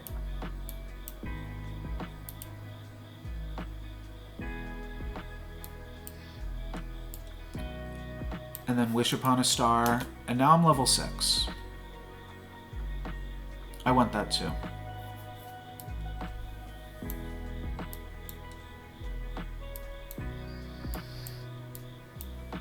I like the Polywoggle, but just kind of going all in on the scam plan here. I think it's ultimately a little bit more beneficial. Locking onto Lucky Coin, because why not? And though I sold off of a lot of things that seemed important, I'd potentially like to take this Runestones into a tier 7 treasure. That's how we could really expand on this lead. I don't actually need to win the combat this turn. I'm level 6 regardless, but I'd like to win just to preserve my health, you know? And Doom Breath will be able to find a good hit there. So this is winnable. Yeah, with Medusa's potentially threatening. Okay, well, we gave up a lot of our win equity with those attacks, but now we clear this, and then we clear this, too. Oh, no, slowly, slowly. Okay, nice. We do eventually get her done. Cool, cool. Peter Pan's definitely doing their own thing here. What's crazy is, like, I think I would pick up a Doom Breath just to find the tier 7 treasure. This is very tempting. To continue to be strong, and then maybe I can just go Bear Stain, which is like kind of the plan with Fallen Angel most of the time anyways.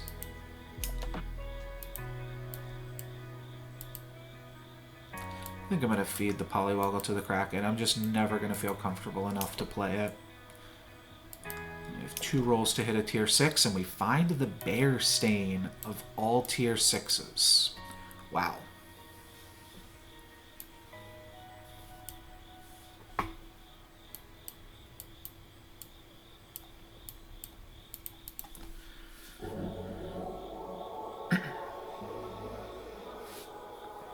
I think this is the board that we run right now.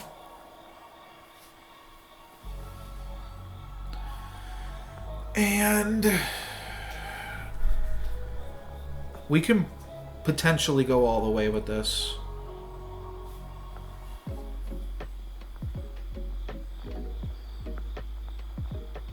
Medusa's annoying, but we're going to get plenty of summons.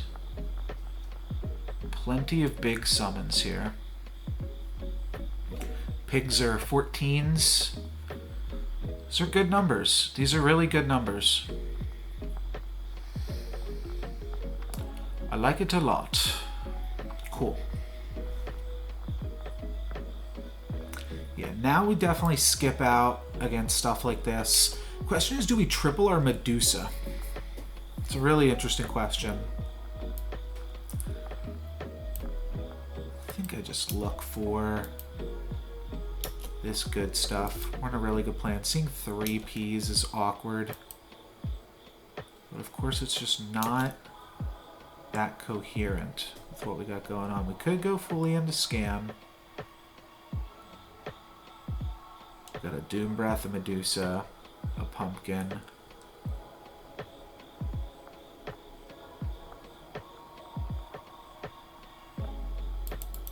I feel like I shouldn't pass a Pumpkin up. Yeah, alright, I'm gonna take a Pumpkin.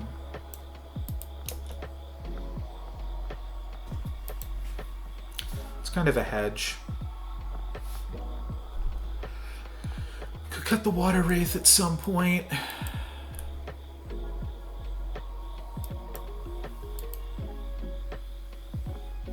The Doom Breath is better with the Pumpkin, which is the other reason that we play it. I'll go for it.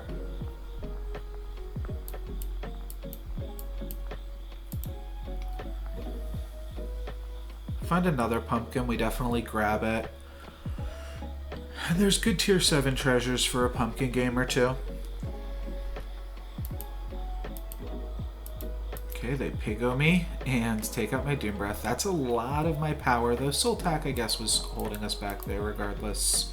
Friendly Spirit is a big monster for them, so if we can Medusa the Friendly Spirit, that is huge.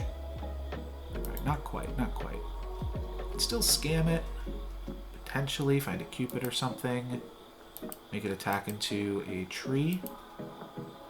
It's actually pretty likely to happen. There we go. Takes out a lot of their power. I'm out of bears, and we should take a little bit of damage. We take 7 down to 25, still leading the lobby though. And then here, I'm almost positive we grab an evil bear stain. It's actually even quite good on Fallen Angel. And then from there, I think I sell something to pick up Baby Bear.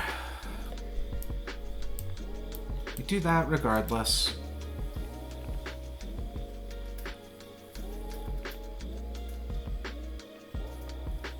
I think I just sell Golden Chicken, pick up Baby Bear.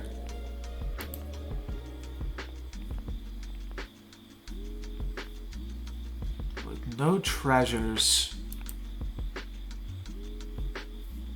You know what? I can roll twice. Okay.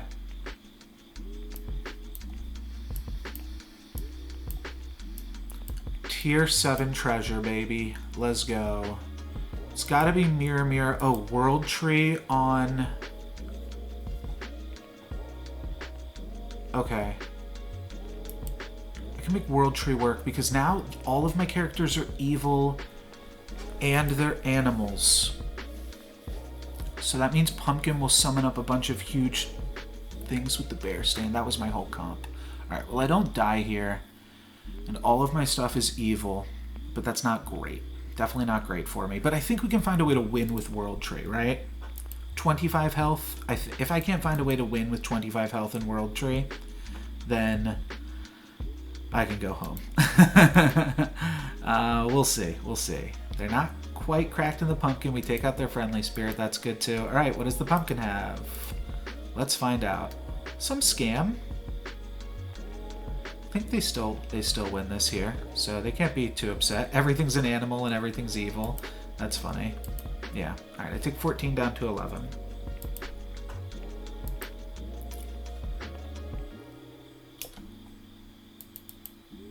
This is not bad because it will summon an animal.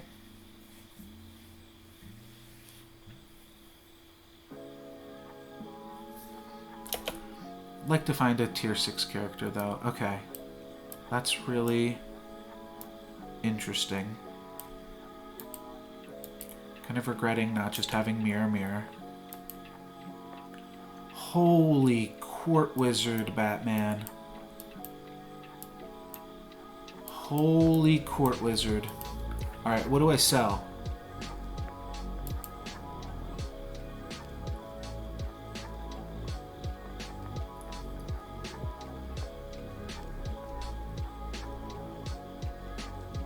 That's a tough sell. I'm gonna sell Medusa. This is so many Court Wizard triggers, it is insane. I just want more health on my Court Wizard. If that helps it dodge like a Mummy or Ancient Sark procs or something. Good boy World Tree, wow. Wow. Okay, well, we didn't give it high enough health to survive a Mummy if it's going to die soon. But we're still going to have so many Court Wizard procs eventually. Don't hit anything good? Alright. Oh, and it dies because the baby bear or the bear stain is no longer pumping it. That's pretty rough. Luckily, everything from Pumpkin gets triple the stats, and then even this gets triple the stats because that counts as summoning an animal when we steal something with Siren. So that's enough to get a win. We beat the other World Tree player, and now we just need a Lordy or a Tree or even a Hugify to pump up my Court Wizard. I would feel more comfortable, more confident with a Lordy. This player just playing monsters. We haven't seen them in so long. Medusa might have been better than Pete, but it's so many swings. I'm going to roll before I cast a spell here. Continue to roll for a second. Okay, and I do think I just take any time flies that I see. Roll one more time for a 6-drop. It's not the 6-drop we were looking for. So we keep rolling. We could sell Peep again for Wombats in Disguise. I don't think that's crazy, but I'm going to roll now looking for a scam spell. We'll settle for Mask Ball and a lock here. Nope, don't like any of it. Okay. Well, fair enough. We have found ourselves a Time Flies. Yeah, there's like such a temptation to backline the Pumpkin as well and just frontline a Bear Stain, but I think this has got a chance. I think this has got a chance to be strong enough. So I'm going to rock it with this. Kind of regretting not casting the Hugify. Alright, no World Tree, but my opponent is a huge scammer. They take out one of our bears, but not both. One, not both, I can deal with. Here's another scam. Very close to taking out our Court Wizard and our second bear. Not good enough to take out our baby bear, but Cupid will get the better of our Court Wizard eventually here now. And now I think it's this sheep's turn to attack. Yeah, we like haven't attacked with anything yet. And Pumpkin's gonna make some characters with triple stats. I think this is gonna be good enough. Cupid. Alright, we deal with the Cupid. It's such a crazy combat, but I think we eventually get it here. Yeah. Alright, 8 damage to them. And we've got the Ghost. What would this do? Nothing really. I want to replace this Princess Peep with a Lordy. Oh wow, a chance to buy another Court Wizard. I believe that we're doing Fallen Angel stuff, right? Yeah, I think that we have the Fallen Angel stats, because this is plus 10, plus 6. Yeah, we're getting the +2/+2 from Fallen Angel, which factors in with all of the bears.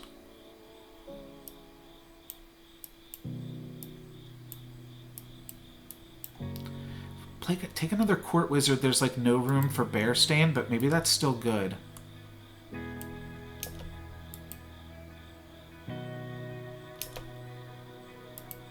Do you desperately need a 6-drop on this board?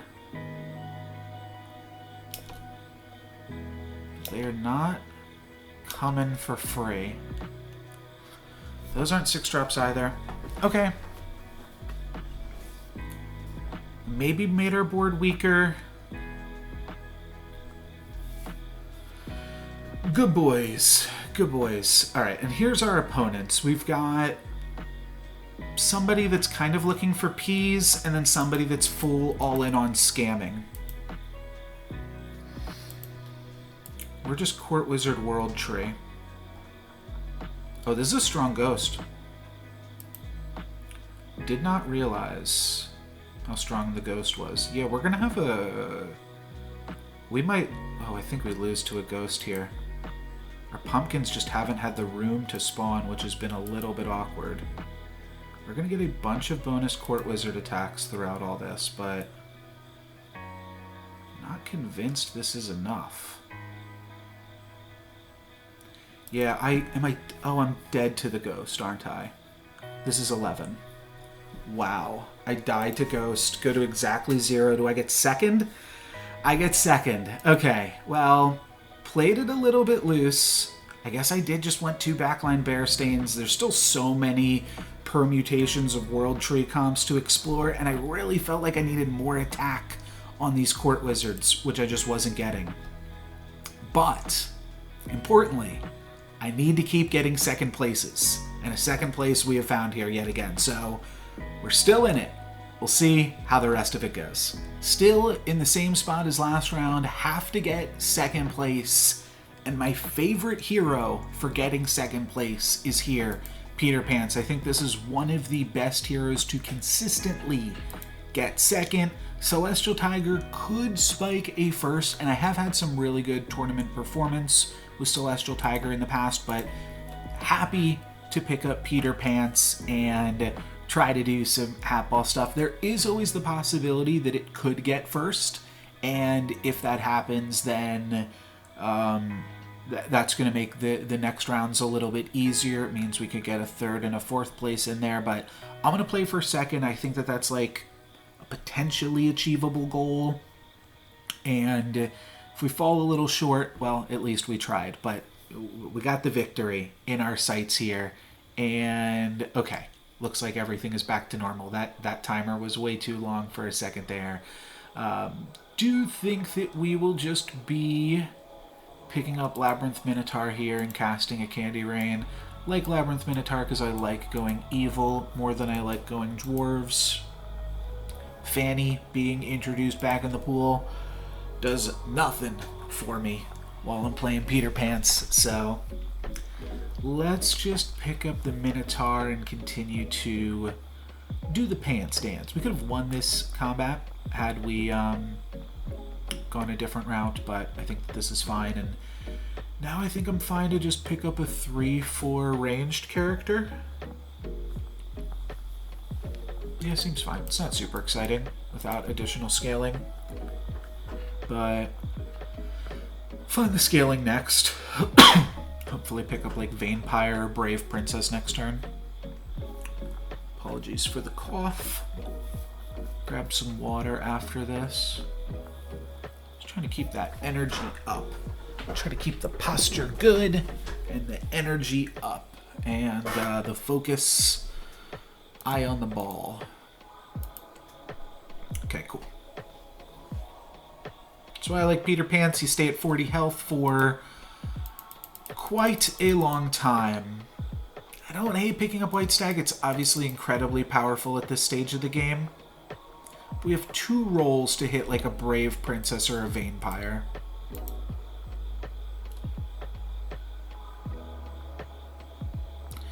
It's a pair. It's a pair. I think you just take a pair while you're playing Peter Pants. And I don't even think I'm going to pick up this. I think I'm going to continue to roll for Brave Princess Vampire. Queen of Hearts is something I'll stop down to pick up.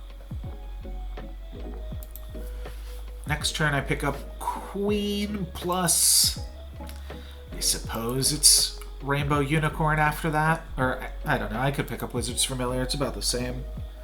Maybe Wizard's Familiar, because it has upside going into the later stages of the game. Unlucky. Unlucky combat for them to hit my, my boy there. Alright. Everything gets +1/+1 here, which is also nice. But I think I still just pick up the 2/2 over the 2/6. I'm not excited by either. And I guess I could have rolled twice there too.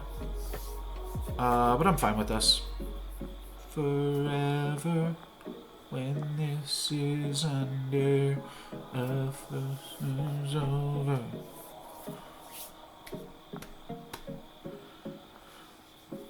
So, yeah, I don't know. I don't really have any other notes to play. It's Peter Pants. That's it. Playing Peter Pants, picking up 3s.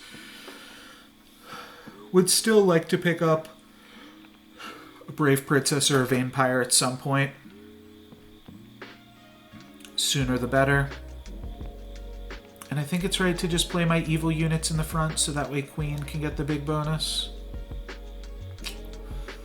Little annoying that that attacks, but nothing to be done. They are going to get their Pollywoggle Slay. Though it doesn't stick around, so I guess that's something. And then we take 5 damages down to 30. I guess I take a Blind Mouse and a Golden Chicken and cast Candy Rain. And then roll and hopefully sell the Golden Chicken for a tier 3 character. Sell it for Blind Mouse and roll again. So like at some point, maybe I just do this. It's like a little bit weird, but it's probably slightly better. And my board is like very much not well set up for Wicked Witch. Because Shadow Assassin wants to go backline, Wicked Witch wants to go backline, Queen of Hearts wants to go backline, but maybe I just take the Wicked Witch, support both of these Shadow Assassins. I think it's good value next turn to pick up a Wicked Witch, roll once or twice, potentially selling off Wizard's Familiar, or picking up a 3-drop, or picking up a Blind Mouse.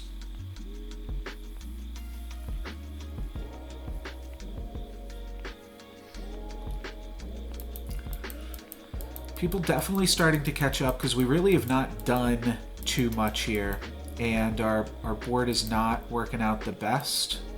But a ranged character, well, it's actually super close. We lose. Wow. I was going to say a ranged character is strong, but then it lost the +1 attack and immediately looked like a chump very shortly after. All right, 3-drop. Well, it's a 3-drop. All right, it's Crystal Ball. Not going to get upset about a Crystal Ball for sure. So maybe we just put together the pieces a little bit sooner this time. This is like the opposite of how I typically like to play Pants, which is like play strong units, then find the treasures. I'm like finding the treasures and I don't have any semblance of a strong board right now. But Crystal Ball is going to help. And if I can find Fork or Moonsong Horn off of the Blind Mice, then I might just start casting spells. But I'm not going to just start casting spells with just Crystal Ball. I would consider True Love's Kissing the Shadow Assassin to potentially give ourselves outs to find Aeon. It's sketchy though. Let's see. Grandmother with no hero power is going to beat us because they are not. This was a close one. but they found the Queen of Hearts, which was a little bit scary, but we wind up just barely beating them. Very just barely. But that's a good sign.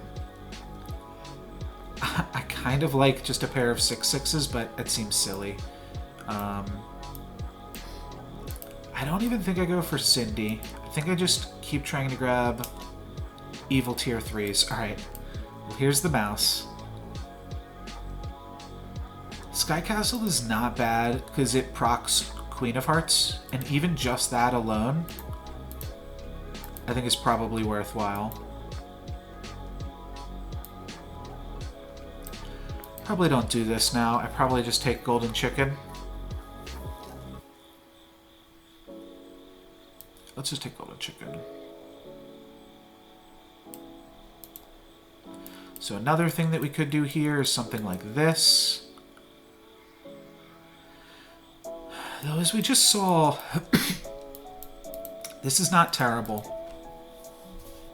to just play a huge ranged unit in the front row. The question then becomes, do we pick up Ogre Princess? Do we pick up Princess Peep? Do we pick up Sleeping Princess? Kind of don't hate Sleeping. The other ones, Romeo definitely not. Brave Princess probably not. It's just too late at this point. The Ogre Princesses still be slaying. Oof, yeah, the donkey doing us really dang dirty here. Alright, we're going to take some damages on this one. Wow, that is a huge donkey. That's annoying. So we take 10 down to 16. Luckily, no upgraded units. Alright, well, I'm going to take a pair of Princess Peeps. That's a no-brainer.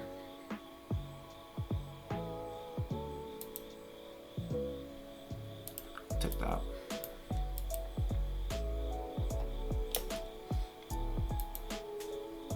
We'll take a Spellweaver here too. And a Mummy. So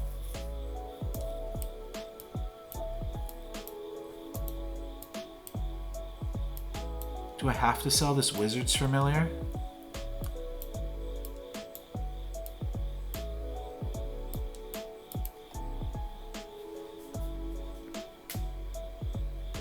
Putting the Mummy here.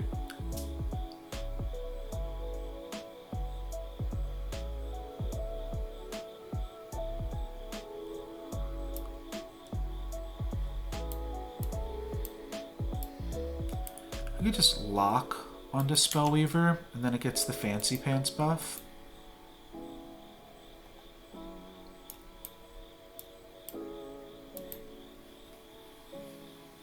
Alright, I don't hate this layout. Just trying to pick up Spellweaver.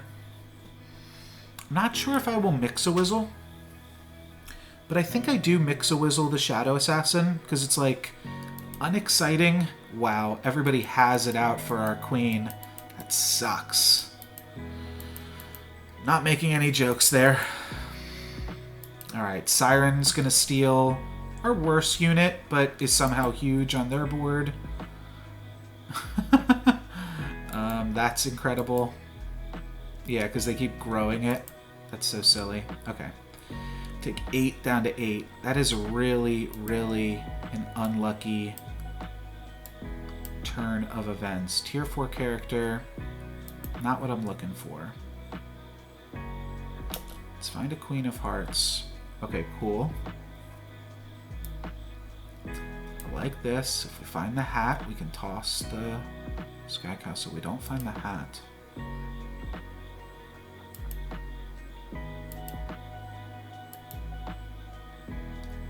I think I like have to take Power Orb just for like a little bit more stats on the current board.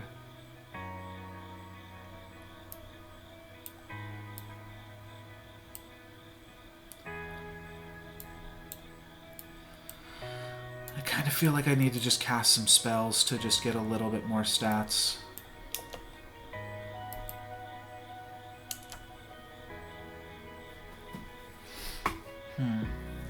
Definitely locking onto a Mummy.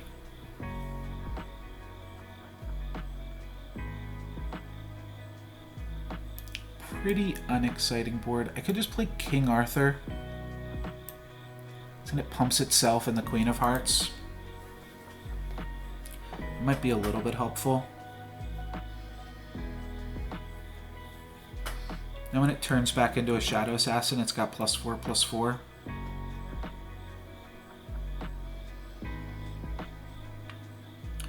Okay, Mummy's scary. Don't hit the Queen. Okay, nice.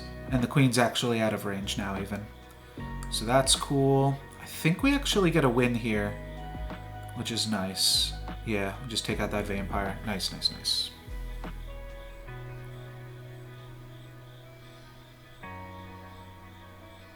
So I'm going to pick up a Mummy.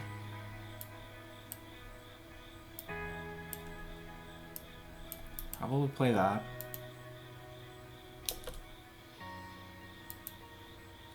I think I have to take a Water Wraith. Roll. Alright, cool. Looking to toss the Sky Castle. Don't quite get there. I think I might still have to toss Sky Castle to just not be totally dead to rights. Yeah, we just need treasures that give us stats right now.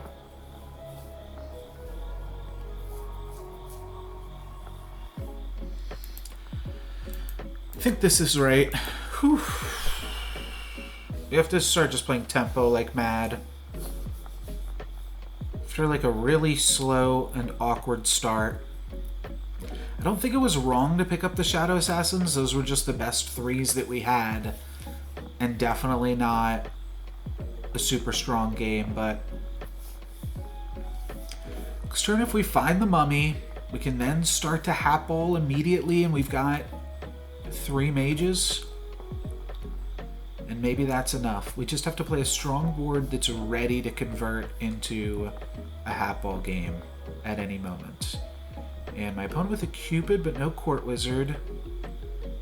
We don't take out the Cupid, though. It goes to 1. Nice, we take out the Cupid. Now we just have to take out this Juliet and this other Juliet. I think this is possible. Yeah, this is a win. Nice.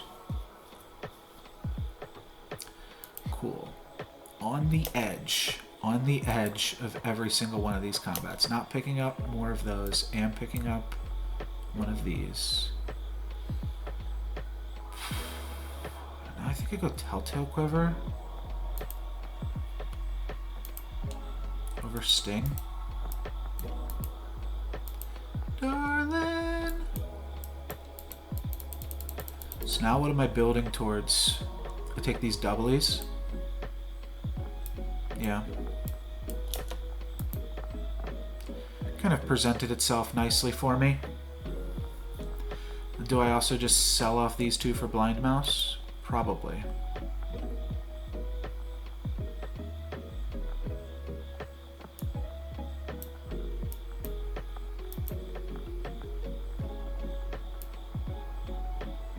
I also kind of like a pair of Vampires. But there's no great way to get the Vampires in here.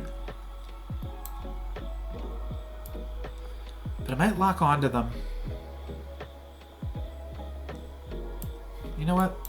Let's just roll for doubly. Okay. Well, I like this. We'll still have 3 mages, because that was part of my issue with if I was going to triple my Spellweaver, is then I wouldn't have that many mages left.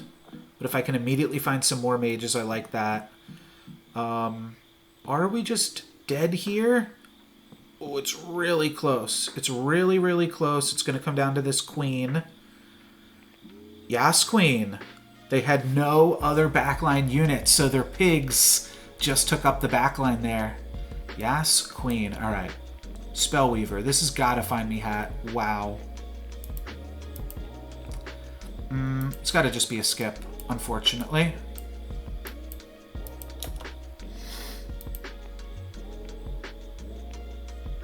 I don't even really want to cast this. Just want to find doubly.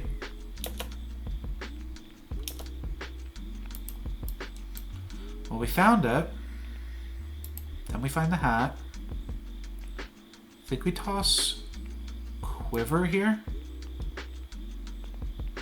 No, I'll toss Power Orb. No, I'll toss Quiver, because I think I might want the stats on the doubly for right now. And I like the Blind Mouse, there's just no way to fit it. And I'm going to go stats onto doubly. Alright, do a Kidnap. So am I locking onto Blind Mouse, or am I just trying to play tempo? I think I'm just trying to play tempo for like the next few turns. Oh, this is so spooky, scary close.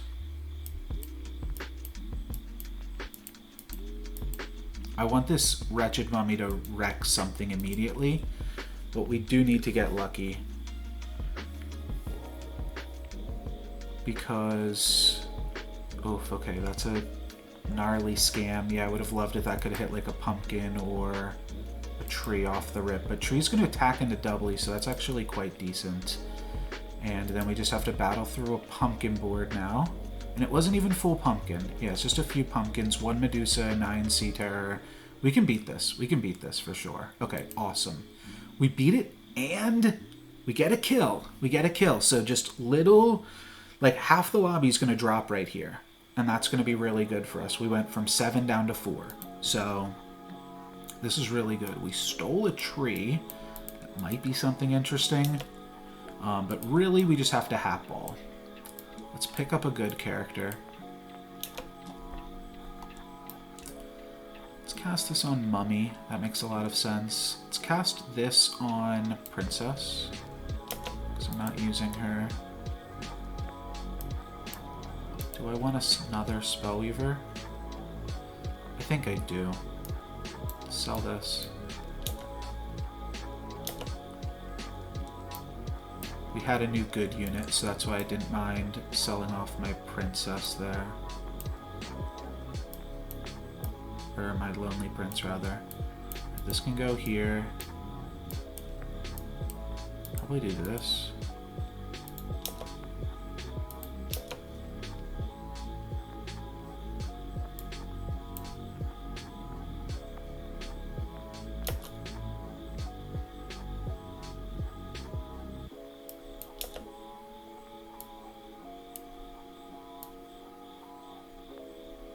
Where can this go?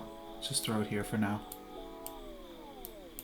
I didn't get to cast the Earthquake, didn't get to put in the Lightning Dragon. Opponent did have a Lightning Dragon, but it wasn't big enough. And Doubly gets to trade. Siren eats the tree, and we just have to battle through a Green Knight. Oh, this is so freaking close. Wow. 1 unit left. We take exactly 9 and die. Whew, that is rough. A 4th place basically means I'm out. If I get a 1st place, I think mathematically I'm still in it. Because a 1st and a 4th is 16, and a 2nd and a 2nd is 16. So I think that I still have a shot, but now I really need to get a win in the next 2 rounds. I need a win and a 2nd place. We'll see. There's still a chance. So, after redoing the math, it actually turns out that all I have to do is get 2 2nd place finishes. Still to day 2 in this tournament. I hate this hero selection, but time has come. We've got to get a little lucky with Loki. So, we're going to select Loki. Could have gone Jax Giant. Muerte and Mordred, those are more spiky heroes. So I'm at 29 points. I need 16 points to day 2. That can either be 2 2nd place finishes or a 1st and a 4th. I'm going to try to get 2 2nd place finishes. That'll be a lot easier. 3rd and 4th are the exact same. And 5th, 6th, 7th, and 8th are all the exact same because they take me out of contention with no pro points to make it further. For Glory, not the best roll, but maybe Bad Billy can bring us there. if my opponent just plays like a 2-2 or something on this turn, we'll get a bonus unit. And turn 2, I think, is really when the Loki starts to have a lot more options that are better. You can hit Forbidden Fruit there, you can hit Shrink Spell, you can hit Roll the Die at any point in the game, I suppose. But For Glory might not be a horrible start to this game if we can find a turn 1 win, and we do. So there we go. Throw our sword up into the air as if we are Alexander Hamilton, and from here, I suppose I shall roll. I would be slightly interested in a Baby Root, I believe. Not gonna worry about much of anything else. Okay, Sherwood Sure Shot. I think I'll take one of a Sherwood Sure Shot. That seems fine. Not gonna lock because I'm not super interested in a Mad Mim, but I'll pick up a Sure Shot for a reasonably strong start here. 3 characters on turn 2, one of which is a 3/4. And I think that sets us up well going into the next turn of the game. And if we can hit that Shrink Ray on the next turn, that's a really good hit. We get first attack, we hit their Slay character, we deal 4 damage. We deal the full 5 to Cursed King. We're going to get a roll of the die. That might be Cursed King there going for the explosion emoji, but I like Baby Root, and I also kind of don't hate Tiny. So maybe we could consider something like Tiny plus Baby Root from here. It's probably going to be the pickup. To be playing 6 units on 2.2, I think is very strong. We just have to continue to play a strong board and prepare ourselves for that Wish Upon a Star. And For Glory, it was obviously really clutch to win that first one, but hopefully we can win some more coming up here. Up against a 40 health Zippy. Pretty impressive from Zippy, but they don't actually have a hero power at this stage of the game, so they just got a little bit lucky to get here, and we're going to crush some of their luck by only letting them crush one of our characters. That's really going to deny their hero power a little bit as well. So from here, I really like, obviously, the ability to pick up Queen of Hearts, one of the most powerful units in the game, and then I think I'm selling something off to go Ogre Princess. And I think I'm doing something like this. Selling off this Sure Shot to pick up an Ogre for slot 1, and then a Queen for slot 5. Oh, and an Earthquake as well. I did not even see that. Well, we should definitely play some Econ where we can. Yeah, that's kind of the interesting part with Loki, is trying to play some additional Econ units. Has interesting effects because you don't get to then just take that Econ and turn it into more spells. You're already getting the spells for free. So that part is definitely a little bit silly, but I don't think we're going to have a problem slaying or winning here. I think we'll even beat a Humpty Dumpty with the amount of stats that we currently have. Maybe some trouble slaying, though, unfortunately. But not going to be too big of an issue, and I think we'll be able to grab my opponent's prized pig as well from this huge Queen of Hearts in the back line. So that's pretty good. An extra bonus gold. We get a free roll. So a little bit of Loki trolling, but that is totally okay. We could decide to now go into a Polywoggle. Pick up White Stag and Polywoggle. That's one way to get ahead, though. Polywoggle a little bit less impressive usually on Loki compared to some other heroes. And then we do have the option to just go Ogre Princess and Polywoggle here. Let's start with that for now so I can play as many evil units as I want to.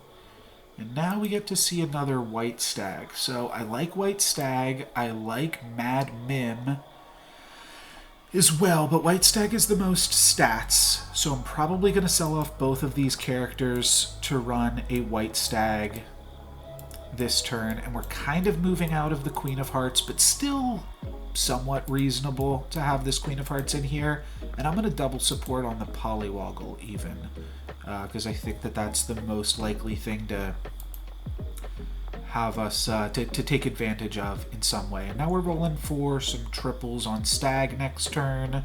That's reasonable. We get first attack and we get both Stag attacks, so we're gonna get the Polywoggle Slay, And we are going to potentially get the Ogre Princess Slay. That's a 50-50 here. Okay, we missed that. But we only take a little bit of damage, and now we have a tier 4 character, which is kind of tough to come by on Loki. Unfortunately, it's a little bit of an awkward tier 4 character. Not super impressive.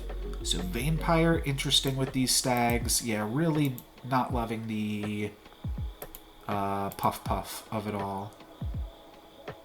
I like Vampire. Like, it's an increase in stats, just barely under this goat here. But let's roll for a... We'll try another Polywoggle. We could hold on to it for next turn. Okay.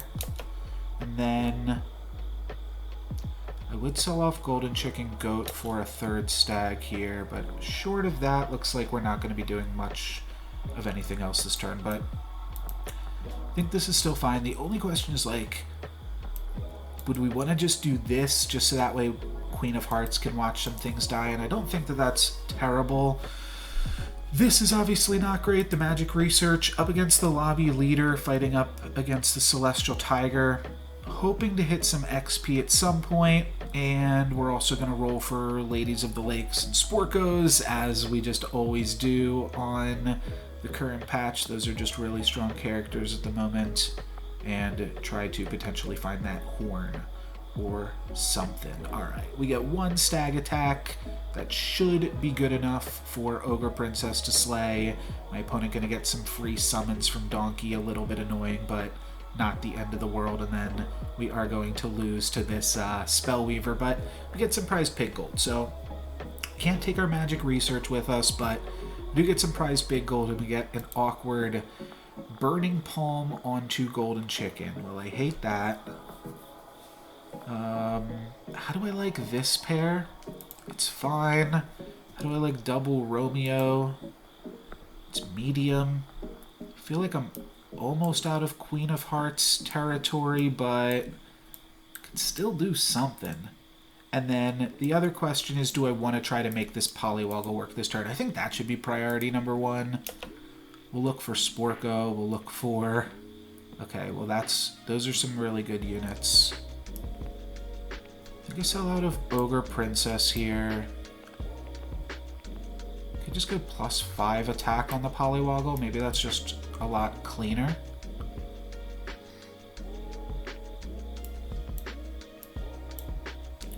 Do something like this. Now I'd like to put this here. Suppose I could flip these and then probably sell off Puff Puff for Monster Book. Because it's not a pair and I'm not super inclined to just keep this Puff Puff around. Alright, I'll play this, and then am I locking onto another Polywoggle? I think so. Which means I'm just going to wind up selling out the goat anyways, so I should have gotten rid of the goats, but Polywoggle does slay, that's nice. My opponent with 2 5-cost units, they went for a Mask Ball and bought into some nice stuff here. I'll have to dodge the tree, and I don't think that I can, really in any capacity. So this tree's gonna take me out slowly but surely. Okay, hold on. Yeah, now the tree has to attack into me. Okay, we got pretty close. Left him with only 2 units. Down to 26, still in the top half of the lobby. And a Southern Siren can actually go quite a long way. What got the buff? Monster Book?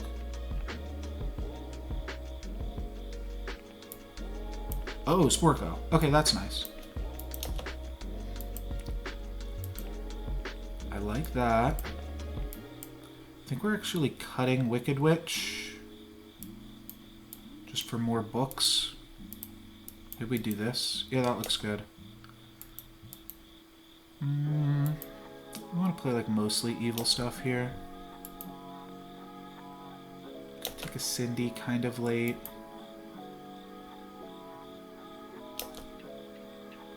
Nice thing about Loki Cindy is she does activate herself, and I guess I'm just done here. Kind of relying on the Southern Siren. Didn't find any more Sporkos, which is a pretty big pickup, and Queen of Hearts kind of trailing off at this point, especially because we're trying other things. But I think we still play the... You know what? We can do this. Let's do this. Maybe I should have played Black Cat first. But ultimately, I think that this is still fine. Alright, Blessing. Not terrible. And... not the best board for us still. Earthquake or something could be sweet. Yeah, we're going to leave them with a bunch of things just like barely hanging on. Kind of awkward. And then Sporko kills us. They had a really good board there. Wow. Okay. We rolled the die. We're up against a ghost. So somebody died already.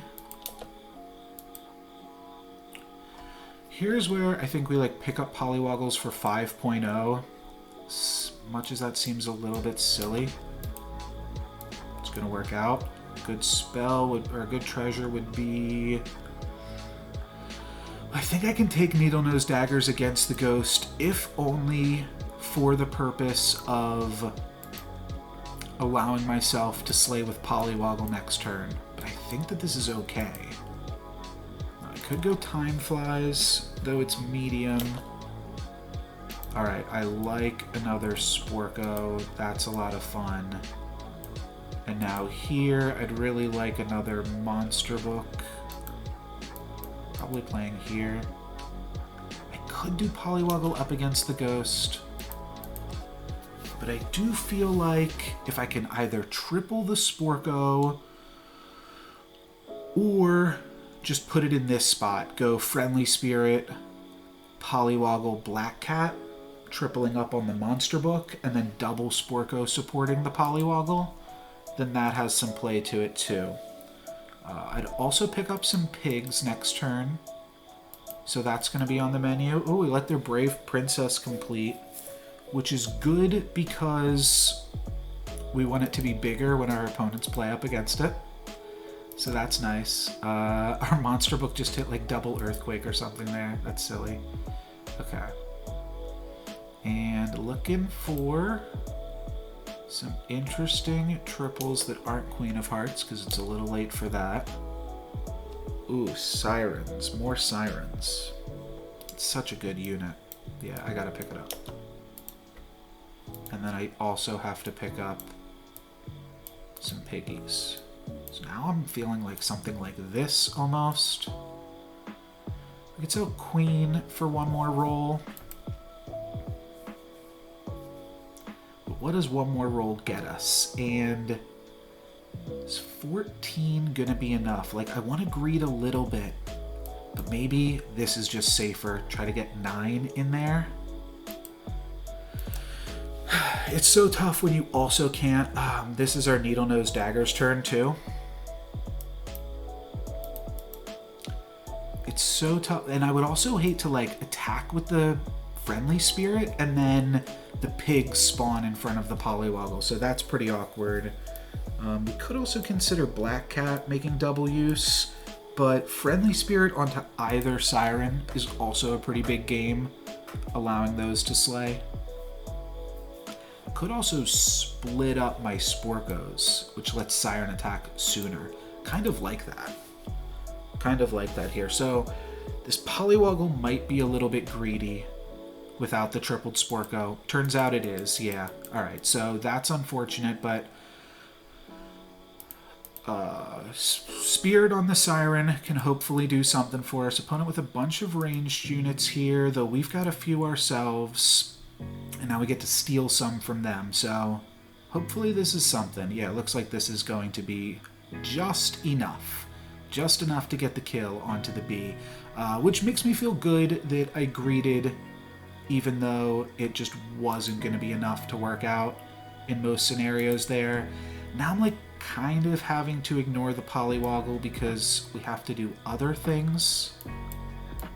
But let's at least start with this. There's tier 5 treasures that will help the Polywoggle slay as well, which I'm definitely into.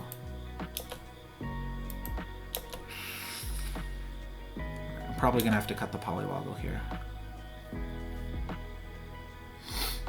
Sell Friendly Spirit Black Cat for a tripled up Monster Book. Yeah, I mean, it's the play. Ring of Meteors could be very good. Or not Ring of Meteors, Ring of Rage. Horn of Olympus is actually just better. It's better for the future. It's a little bit better for right now. It's better for the Polywoggle. Okay, okay. Do I frontline both pigs, having just picked up the horn? Now I feel like I backline. Now I feel like I do this. Siren and 2. Okay, I like this. Pigs loading up this slot. Could have also made my ranged units attack sooner. Earthquake's big. Polywoggle gets the sleigh. Those are all huge things. Medusa takes out my book, but Siren gets to steal reasonable characters. And is that enough? Well, with pigs coming out, pigs fully spawning in the front line, oof, these kitties are gonna rip up my piggies. That's a little bit annoying, but I think that we're still okay. These are huge pigs. And if we can attack into Sporko first, that's really good. Now we get to make even more pigs. Now we just want to attack Spellweaver every single time. Attack Spellweaver. I guess that is fine either way. And then we kill Spellweaver. Nice. Nice. Doom Breath. Loki Troll. It's actually fine. It's actually fine. It makes it awkward to triple it. But a Doom Breath, I think, is quite nice here. Do I want to pick up a Medusa? I think I do, because then I can have triples on pigs or Siren. Alright, I didn't hit. Still didn't hit. Probably just rolling down here and playing this exact same board, Doom Breath included. Do I lock onto pigs, knowing that 1, it's evil, and 2, Loki's just going to roll it away? 6.0. Nah, because I don't really think I want good pigs. Good pigs isn't going to make the comp regardless. The one thing that good pigs does is gets a tier 5 treasure. There are a lot of good tier 5 treasures. Would I be locking Siren? Would I be locking Sporko? Alright, let's lock it. Let's lock it. It improves our board. We're playing tempo. This is the end game. Everybody else has XP, which is annoying, but hopefully with enough tempo we can survive. Lightning Dragon takes out our thing. Can we take out all their supports? No, we get none of their supports. All right, a little bit unlucky. They get one of ours. We steal P, which works because we have a Sporko. So you're saying there's a chance. Now we have got big Sporko to their big non-ranged characters. It survives with 1 health. We lose our Needle Nose Daggers. Unlucky. Okay. And Loki does roll amazing. You are amazing, Loki. Wow. Do I want a tier 4 treasure? No, I already have Horn of Olympus. Do I want a Boom Hilda? Well, that's kind of cool. Let's take it. Let's still take it.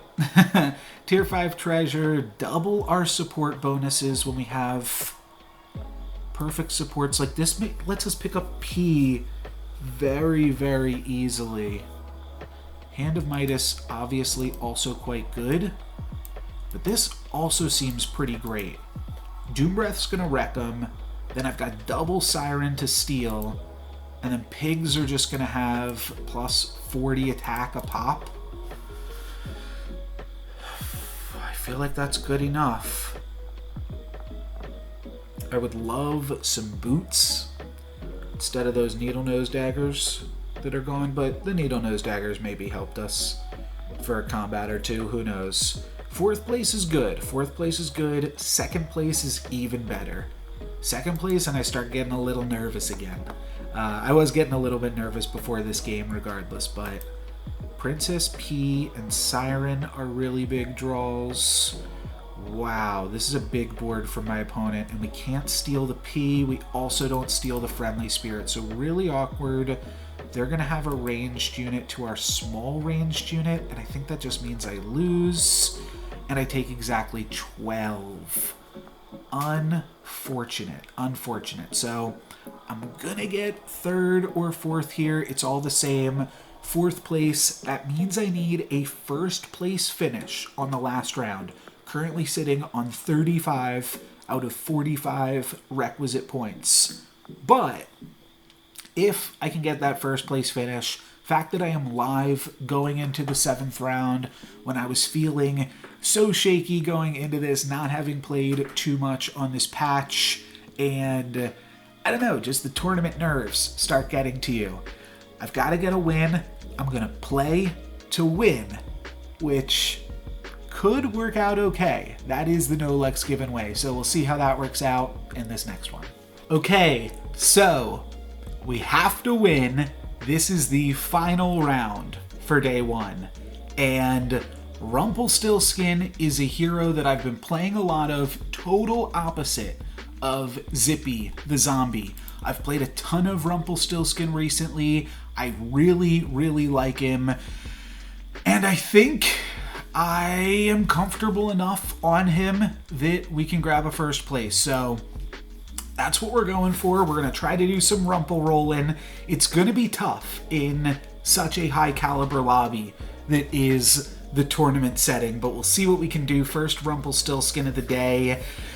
Not really otherwise that impressive of heroes throughout the day, but happy to get a Rumpelstiltskin, and we'll see what we can do with that. Let's see. Okay, so primarily looking for eggs and blind mice, but I'm gonna be interested enough to go into some eggs here. I think that's gonna be fine. Next turn, hope to roll, pick up golden chicken or egg. Those are the main 2. And then turn 3, hopefully we got the sauce to go for it. I would also take a blind mouse on turn 2, and I'll roll for either golden chicken or golden chicken, blind mouse. Wow. That's awesome. We might lose our Humpty here, but maybe not even if we get to play both of these boys frontline. Snow Angel lost to Peter Pants. Lost to a Peter Pants that cast a forbidden fruit. So it's just going to happen. But I feel really, really good about this. So now next turn we get to sell golden chicken. That gives us 6 gold. We double that up to 12. And then we pick up blind mice and Humpty Dumpties and hunt for Easter eggs. Fool's Gold, Horn of Olympus, Forking Rod, other really sick stuff to start off the game. This is an amazing start here. All right, cool. We're going to go for Humpty Dumpty strats by the looks of it. It's a lot of characters, but let's keep rolling. These are slightly better, a lot of characters. 6 gold to buy all of this. Let's roll one more time though. Okay, there's Humpty. Let's pick up the Easter egg. Let's pick up Labyrinth Minotaur plus Black Cat. Let's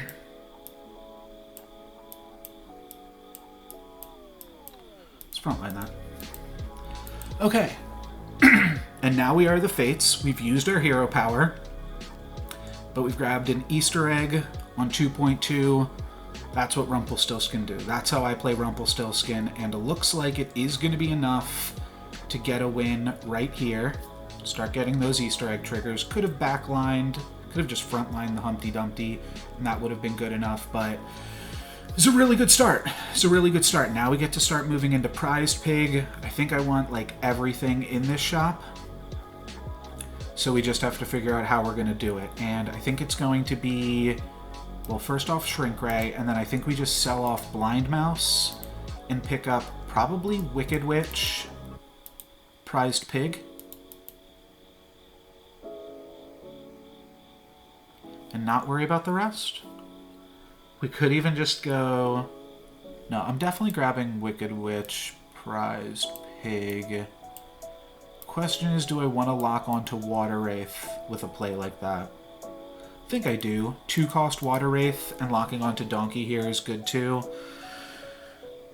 This will give us 8 gold next turn. This is a really, really fantastic start. That's like the best turn 2 that you can have off Rumple is Golden Chicken and a Forbidden Fruit so that you can also pick up a Blind Mouse. Now we wound up tossing the Blind Mouse anyways, but still got us to a really good spot.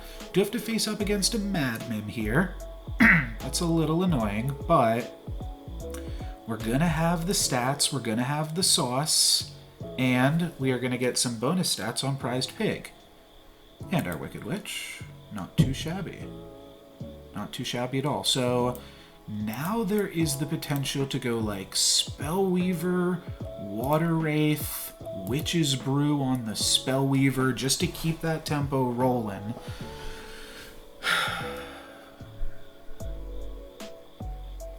I do know that the Shadow Assassin is bigger.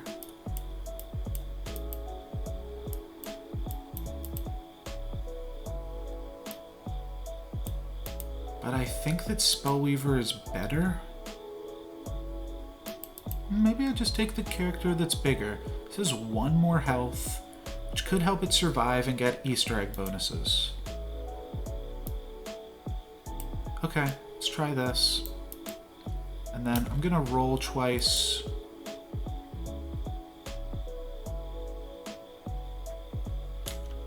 I think I want a Queen of Hearts, just with how this board has stacked up. It's awkward with the Humpty Dumpty of it all, but we do have to assume that we'll lose the Humpty Dumpty eventually. And so we just want to try to play as strong of a board as we can for as long as we can. Alright, Humpty Dumpty gets to crash there, and then, yeah, the Shadow Assassin does survive, so that's nice that we get to keep putting stats on that. At this point, do we even want the Queen of Hearts? Like, that's the tricky thing to figure out here. I think that I do. At some point, this Prized Pig just ain't gonna cut it. I'll pick up the Golden Chicken as well, just because we're rumping. Okay, so now I could see doing something, I don't know, like this. Pick up another Water Wraith for right here.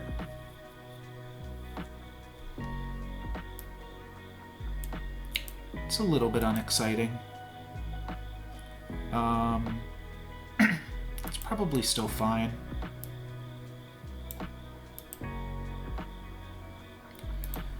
Horde Dragon is a bot, so I don't have to stress too much about that. It's almost worth like rolling for Glory or Spinning Gold, but not quite. Playing without music right now, so I might as well take out my headphones. I think I'm just gonna not do music. Try to concentrate on everything. So this is like the awkward part about my game plans recently is like I go into Queen of Hearts so heavily, which makes picking up Lady of the Lake and Friendly Spirit so much worse, but I can get out of this pretty quickly. And we get the bye here against Horde Dragon, so that is also quite nice. Yeah, we're just going to get some free stats. We don't get free stats on our Water Wraiths. Everything else survives except the Water Wraiths. But, okay, we do find Sporko. That is quite fantastic. And now I'm like, yeah, I don't know. Maybe I just cut down on the Queen of Hearts of it all and move more into Sporko as it exists to be an Easter egg character. I know I'm 100% grabbing Sporko here, so let's just start off with that. I can just do this.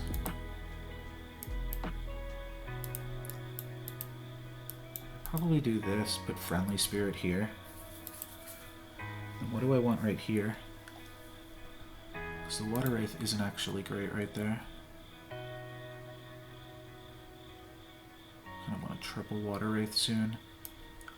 Let's pick up Friendly Spirit and throw in a roll.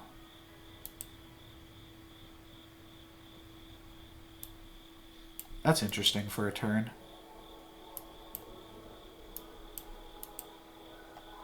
Okay. Yeah, I'm into this. This way we don't have to worry about our egg cracking for a minute. We can backline our Queen of Hearts and get some nice summons out of this donkey as well.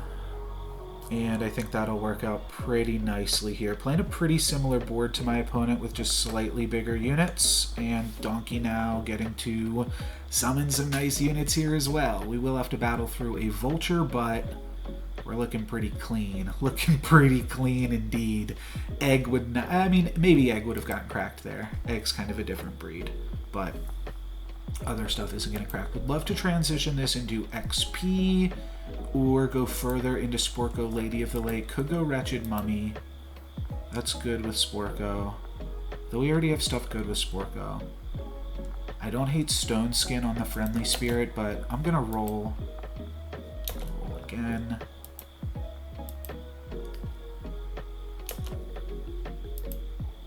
Now I'm like looking to transition this lead in some way.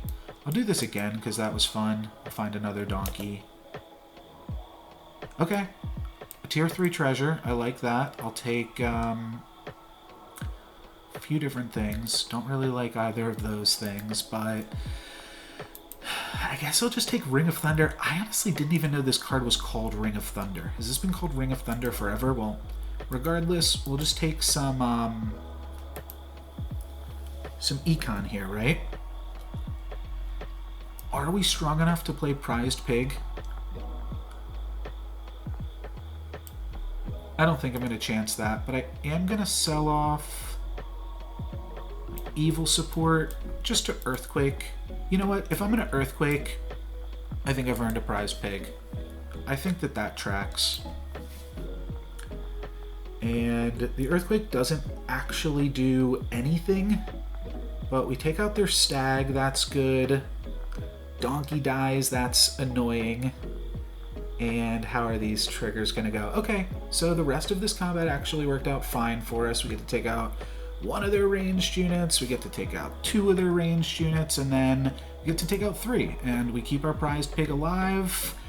We're looking good. We are looking really, really freaking good. I love this. I love this. This is awesome. I think I go Time Flies here. I think that's good with some of the other summons we have going on. We'll probably not play the pig, but I will play a Time Flies. I'll just True Love's Kiss this at this point. Well, Cat's Call means that we win our combat this turn. So that seems pretty clear to me to be a good play. Then here's a True Love's Kiss, but do I want to lock onto True Love's Kiss on 5.0? Not really. Next turn I want to be finding pigs. I want to just be playing other stuff, so I'm not going to worry about that. I'm going to split up my Sporkos, and I like this. I like this from here. Okay. So yeah, we've got a ranged unit, we've got a friendly spirit, we've got a black cat, and then a big water wraith in the front row with some Cat's Callin' to do. And we've got a backup little Time Flies here. So we're on the summons curve, definitely curving out. Huge Lancelot here from a 2 XP up Snow Angel. That's quite a large unit.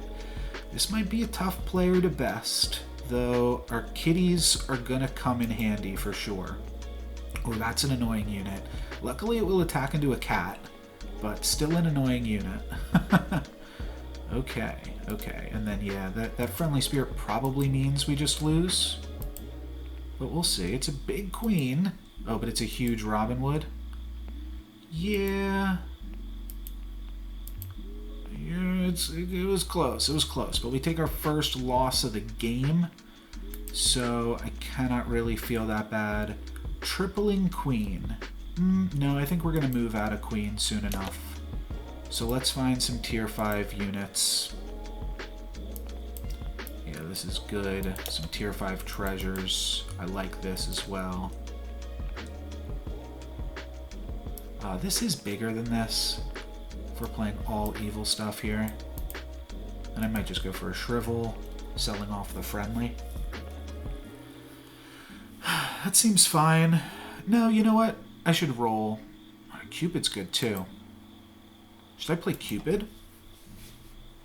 I can't play Cupid this turn. You know what? Yeah, I'll play Cupid. So let's lock this, sell off Friendly Spirit and Shrivel, and this will mean that I can pick up Cupid next turn. Getting rid of this Shadow Assassin in here finally. At some point I'm just going to throw the egg in. It's probably actually this turn that I should just be playing the egg. But I don't hate playing this Shadow Assassin either, but should probably just be playing egg here just as like a combat spell. But we shriveled this turn. Wow, a bunch of Lancelotters in the lobby. Dragon, a little bit annoying. And this is quite a big opponent here, the Panda Assassin. Do have to find a way to convert this into a full win. We're a little bit short of it right now, so we'll have to find a few more things, but for now we're doing okay. Down to 21 though, so now we're in like the bottom half of players all of a sudden. And I all of a sudden also don't really love this Black Cat. Maybe I want to throw in Robin Wood. Siren is good. Just as like a good tier 5 character. Baby Bear also making better uses of these Sporkos, but not in a fantastic way. I'll probably play the egg here, like I said, just as a combat spell. Do I want Siren? Yeah, okay. Probably double support the Siren.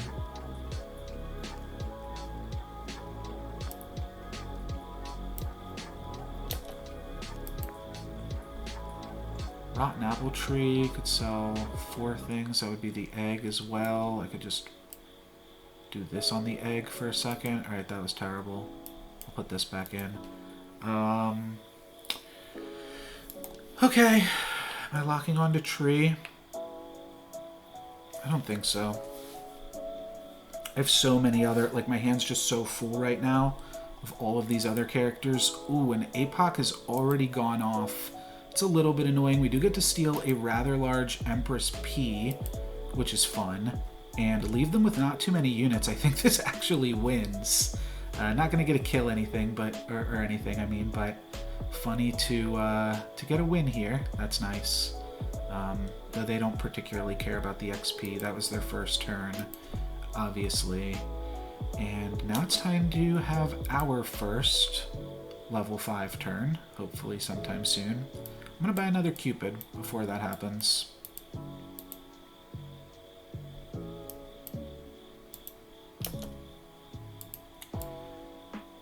Sure. Condenses our board in a fine way. Let's take Ring of Rage, I think. Not particularly concerned about most options. Pair of monster books. If I roll, I'm kind of done for the turn, which is a little bit annoying. I think I do this. Yeah, because I can't pick up this 9 Sea Terror right now. I am going to lock onto it. I think there's good tier 5 treasures that we could grab from it. Especially like Hand of Midas or something. I'll toss Ring of Thunder because that's nothing to me. Just debating if I want both of these Cupids in the back line. I think that's not terrible. Especially if Vera's still on Dwarves. I doubt he's still on Dwarves though. I'll go Cupids 1 and 1. And lanes 1 and 5. Okay, they are indeed still on Dwarves, though their backline is full ranged. So their backline is totally deranged here. We steal the doubly. It's not bad. It's a big unit. And then can trade 3 for 1 with some of their other stuff, so that's nice. And the pigs are good here too. So now it's a ranged battle. Okay, that had some better attacks, but it had some worse ones. Cupid's not going to be great for us. Yeah, in fact, it's just going to allow us to die, but we only take 4 damage. 1 upgraded unit from a Peter Pants. Not the worst place to be in the world. I don't like Helm. Don't even really like Sword. I think it's Ambrosia and hope to find a pig. A pumpkin. A pumpkin. Could feed something to the Kraken to roll a few times more.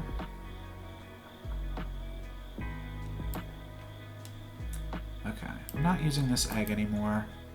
Let's roll 17 health. A pumpkin is just gravy. And now I might even switch out this for 9 Sea Terror, the thought process being that then I get to spawn tier 4 units rather than a tier 2 unit that I really don't care that much for. Pick up a Burning Beard, but I think I can do better. Though Ashwood Elm, if I was playing the 9 Sea Terror for that, then the Ashwood Elm makes even more sense. I don't think I'm going to go for either, though. I'm just going to hang on to this for the time being. Alright, Cupid takes out Cupid. That's fine. That just means another free summon for us down the road. My opponent does have some big stuff here. BBD with the good support treasures. The Evil Eye plus the Horn. Will the Pumpkin be able to beat a Friendly Spirit? It's going to be really close. Aeon doesn't get to slay this, but this didn't go on a ranged unit, so that's nice. And now we get to take out one of their units, get to take out another one of their units, and then we do get the win and the kill. Onto BBD, and we're into potentially the top 4. Not quite. Not quite the top 4. Scam does seem like it's going to be good against this opponent. Southern Siren doesn't seem like it's going to be great. We really want Medusa. They are on Princess P. Yeah, they didn't get to order their board correctly, but they're on Princess P. Alright, well, Doom Breath is also pretty good. Sheet. Okay. As long as they don't have good supports, it might not be good enough. Definitely taking a pumpkin.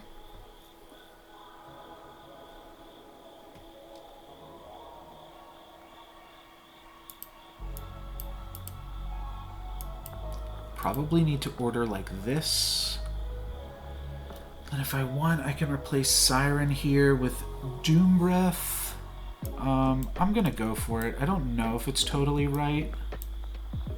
Let's sell off Sporko and just put a little bit more attack onto Doom Breath. Yeah, I don't know if it's totally right, but it seems like it just gives me more scam potential, and playing all these flying units and things seems like it's probably good, but I got no clue. So, okay, yeah, we take out one ranged unit and their Echo Wood. We don't take out their Good Boys, but we'll maybe have the stats on the second go-round here. Pumpkin's gonna make some things happen now. Okay, Cupid got owned. That's a little annoying. But they just have 2 units, and we have a Cupid. So if Cupid hits Good Witch, that's a win. Nice, nice. That's a scam, baby. 14. 14, put him down to 1. We need to win this lobby. Joshi playing with some other things as well. I really don't hate just putting a Hugify onto Doom Breath in any case, then picking up a Rotten Apple Tree and trying to scam ourselves a victory. So there's a lot of potential for scam. The fact that we didn't kill APOC is annoying. Excuse me. Could even see playing like a frontline pumpkin here. But I don't think I'm going to mess with stuff like that. That's a little too fancy. I could sell 3 things and pick up a Burning Beard, though. Don't think that's doing enough. Pigomorph would have been good. I don't want a pumpkin. What else do I want? I want boots. I want a Medusa. How do I get this?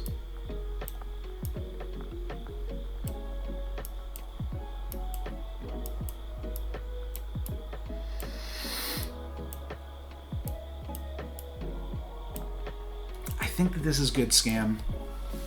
It's a little bit spooky to just put a Medusa in slot 2. But Doom Breath can do some work. Okay, that's a good scam. We get a good scam on the good boy. And then we don't scam the Echo Wood yet, but that could still be coming here. That's going to come down the line. Pumpkin is going to get procced, and then Cupid. We have so many Medusas. Okay. But frontline Medusas are not where we want them. Cupid can do some work. Yeah, we need to take out Echo Wood first. That's the important thing, and we do. We take out Echo Wood before Friendly Spirit. That's hugely important. And we're going to take out their Friendly Spirit now, but now we've got to scam their Friendly. We've got 2 spells. That's a scam on Friendly. That takes them out. And that's a win, but not a kill. Not a kill yet again. So, now we are up against the Ghost. Whew, they are really making me play it out for this tournament here. Tier 5 Treasure, another Rotten Applewood. Our opponents are a Good Boy comp that Rotten Applewood is good against, and a Good Boy comp that Rotten Applewood is good against. Let's go for it. Let's pick this up. Let's grab a Tier 5 Treasure. Monkey's Paw, also really freaking tempting, but I just don't think that we want to play down a character. We could play down up character, not play a Doom Breath, but I think this is just a skip. And then an Apple Tree, and then a roll for a scam spell for the finals. I think that's the play.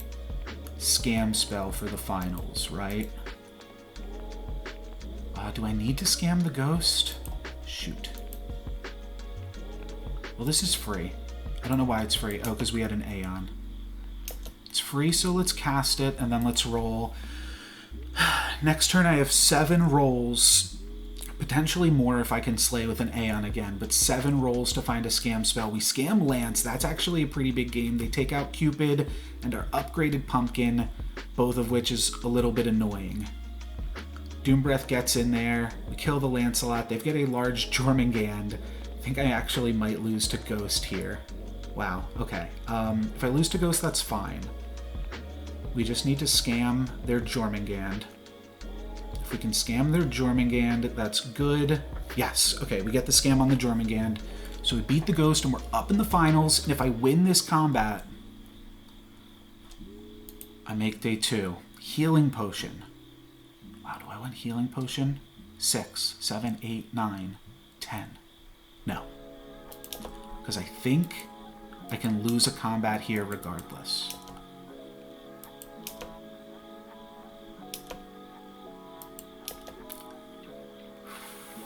That's not bad. But I'm going to keep rolling. I'm going to keep rolling.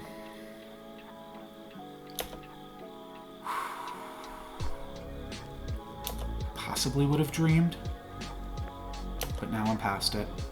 Okay, well, we didn't find a scam spell.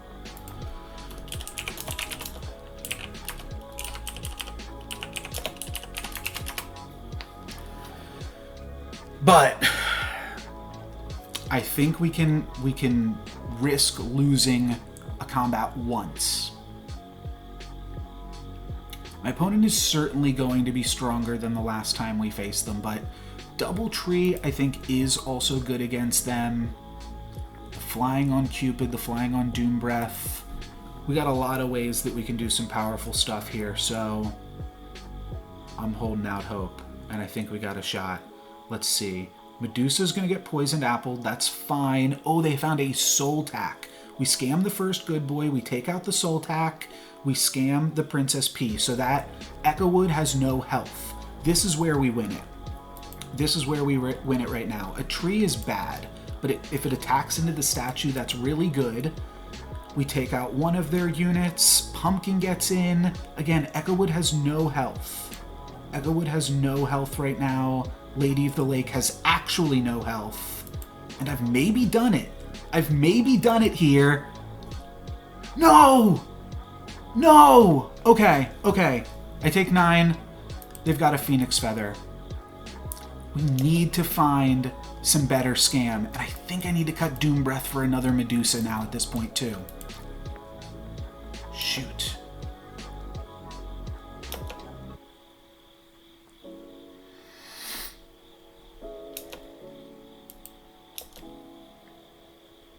Shrivel is not bad. It kills all of their backline units. It's 50-50 to kill. I think I've got to play Doom Breath.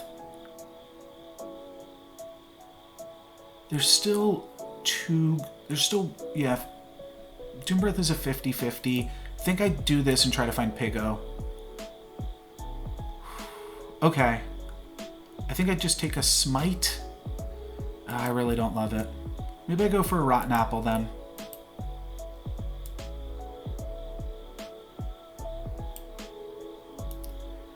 And I just play Doom Breath.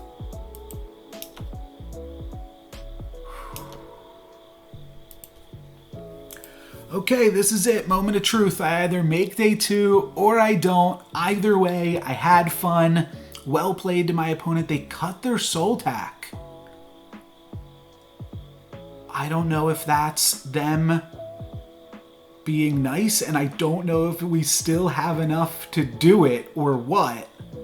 But that's definitely going to help. Maybe they tripled or something. But let's see. Cupid gets the hit. They still have Phoenix Feather, which we have to battle through. But if... Oh, the Echowood's 50-50 to attack into an Applewood. Still 50-50. Nice. Now we get to take it out. Day 2, baby. I will have to ask Scotty Don't if that was an intentional throw. But we did it. I think it was an intentional throw. But you know what? I will take it. I have no clue if they're kidding right now or not. Scotty, I am so sorry. Wait a minute. No, that wasn't a throw. That wasn't intentional. No, Scotty also needed to get first. Oh my gosh. I'm saying that so you guys know this isn't scripted. Scotty also needed to get first to qualify for day 2. And they just did something and lost track of their tree and didn't have enough time to put it in, or it bugged or something. That was crazy. I guess I'm going to take it. Because it's tough to know how the game would have gone regardless. I made day 2. So I'm happy about it. You can follow me along on the official coverage tomorrow. Wow, that was crazy. We had to work really, really hard to get here and had to get a little lucky, and some of our opponents had to get a little bit buggy as well, but we were able to do it. Wow, crazy. Crazy. Oh, wow. They tripled it. They tripled their soul tack, and that made their upgraded soul tack go to their bench. What a way to end day 1. We did play around it slightly. We moved our characters, but that definitely helped get us to that 51 win percentage. Wow, what a crazy finish. And we're not finished, because now we get to play day 2, and with that, I am also bronze status, which means I'll have an easier time qualifying for future tournaments. Wow, that was pretty incredible. That was some compelling footage. A very long video for those of you that stuck with me. I'm not sure yet if I'm going to split it up into 2. I might, just so that way I don't have to focus on recording other content this weekend and can focus on day 2 of the tournament.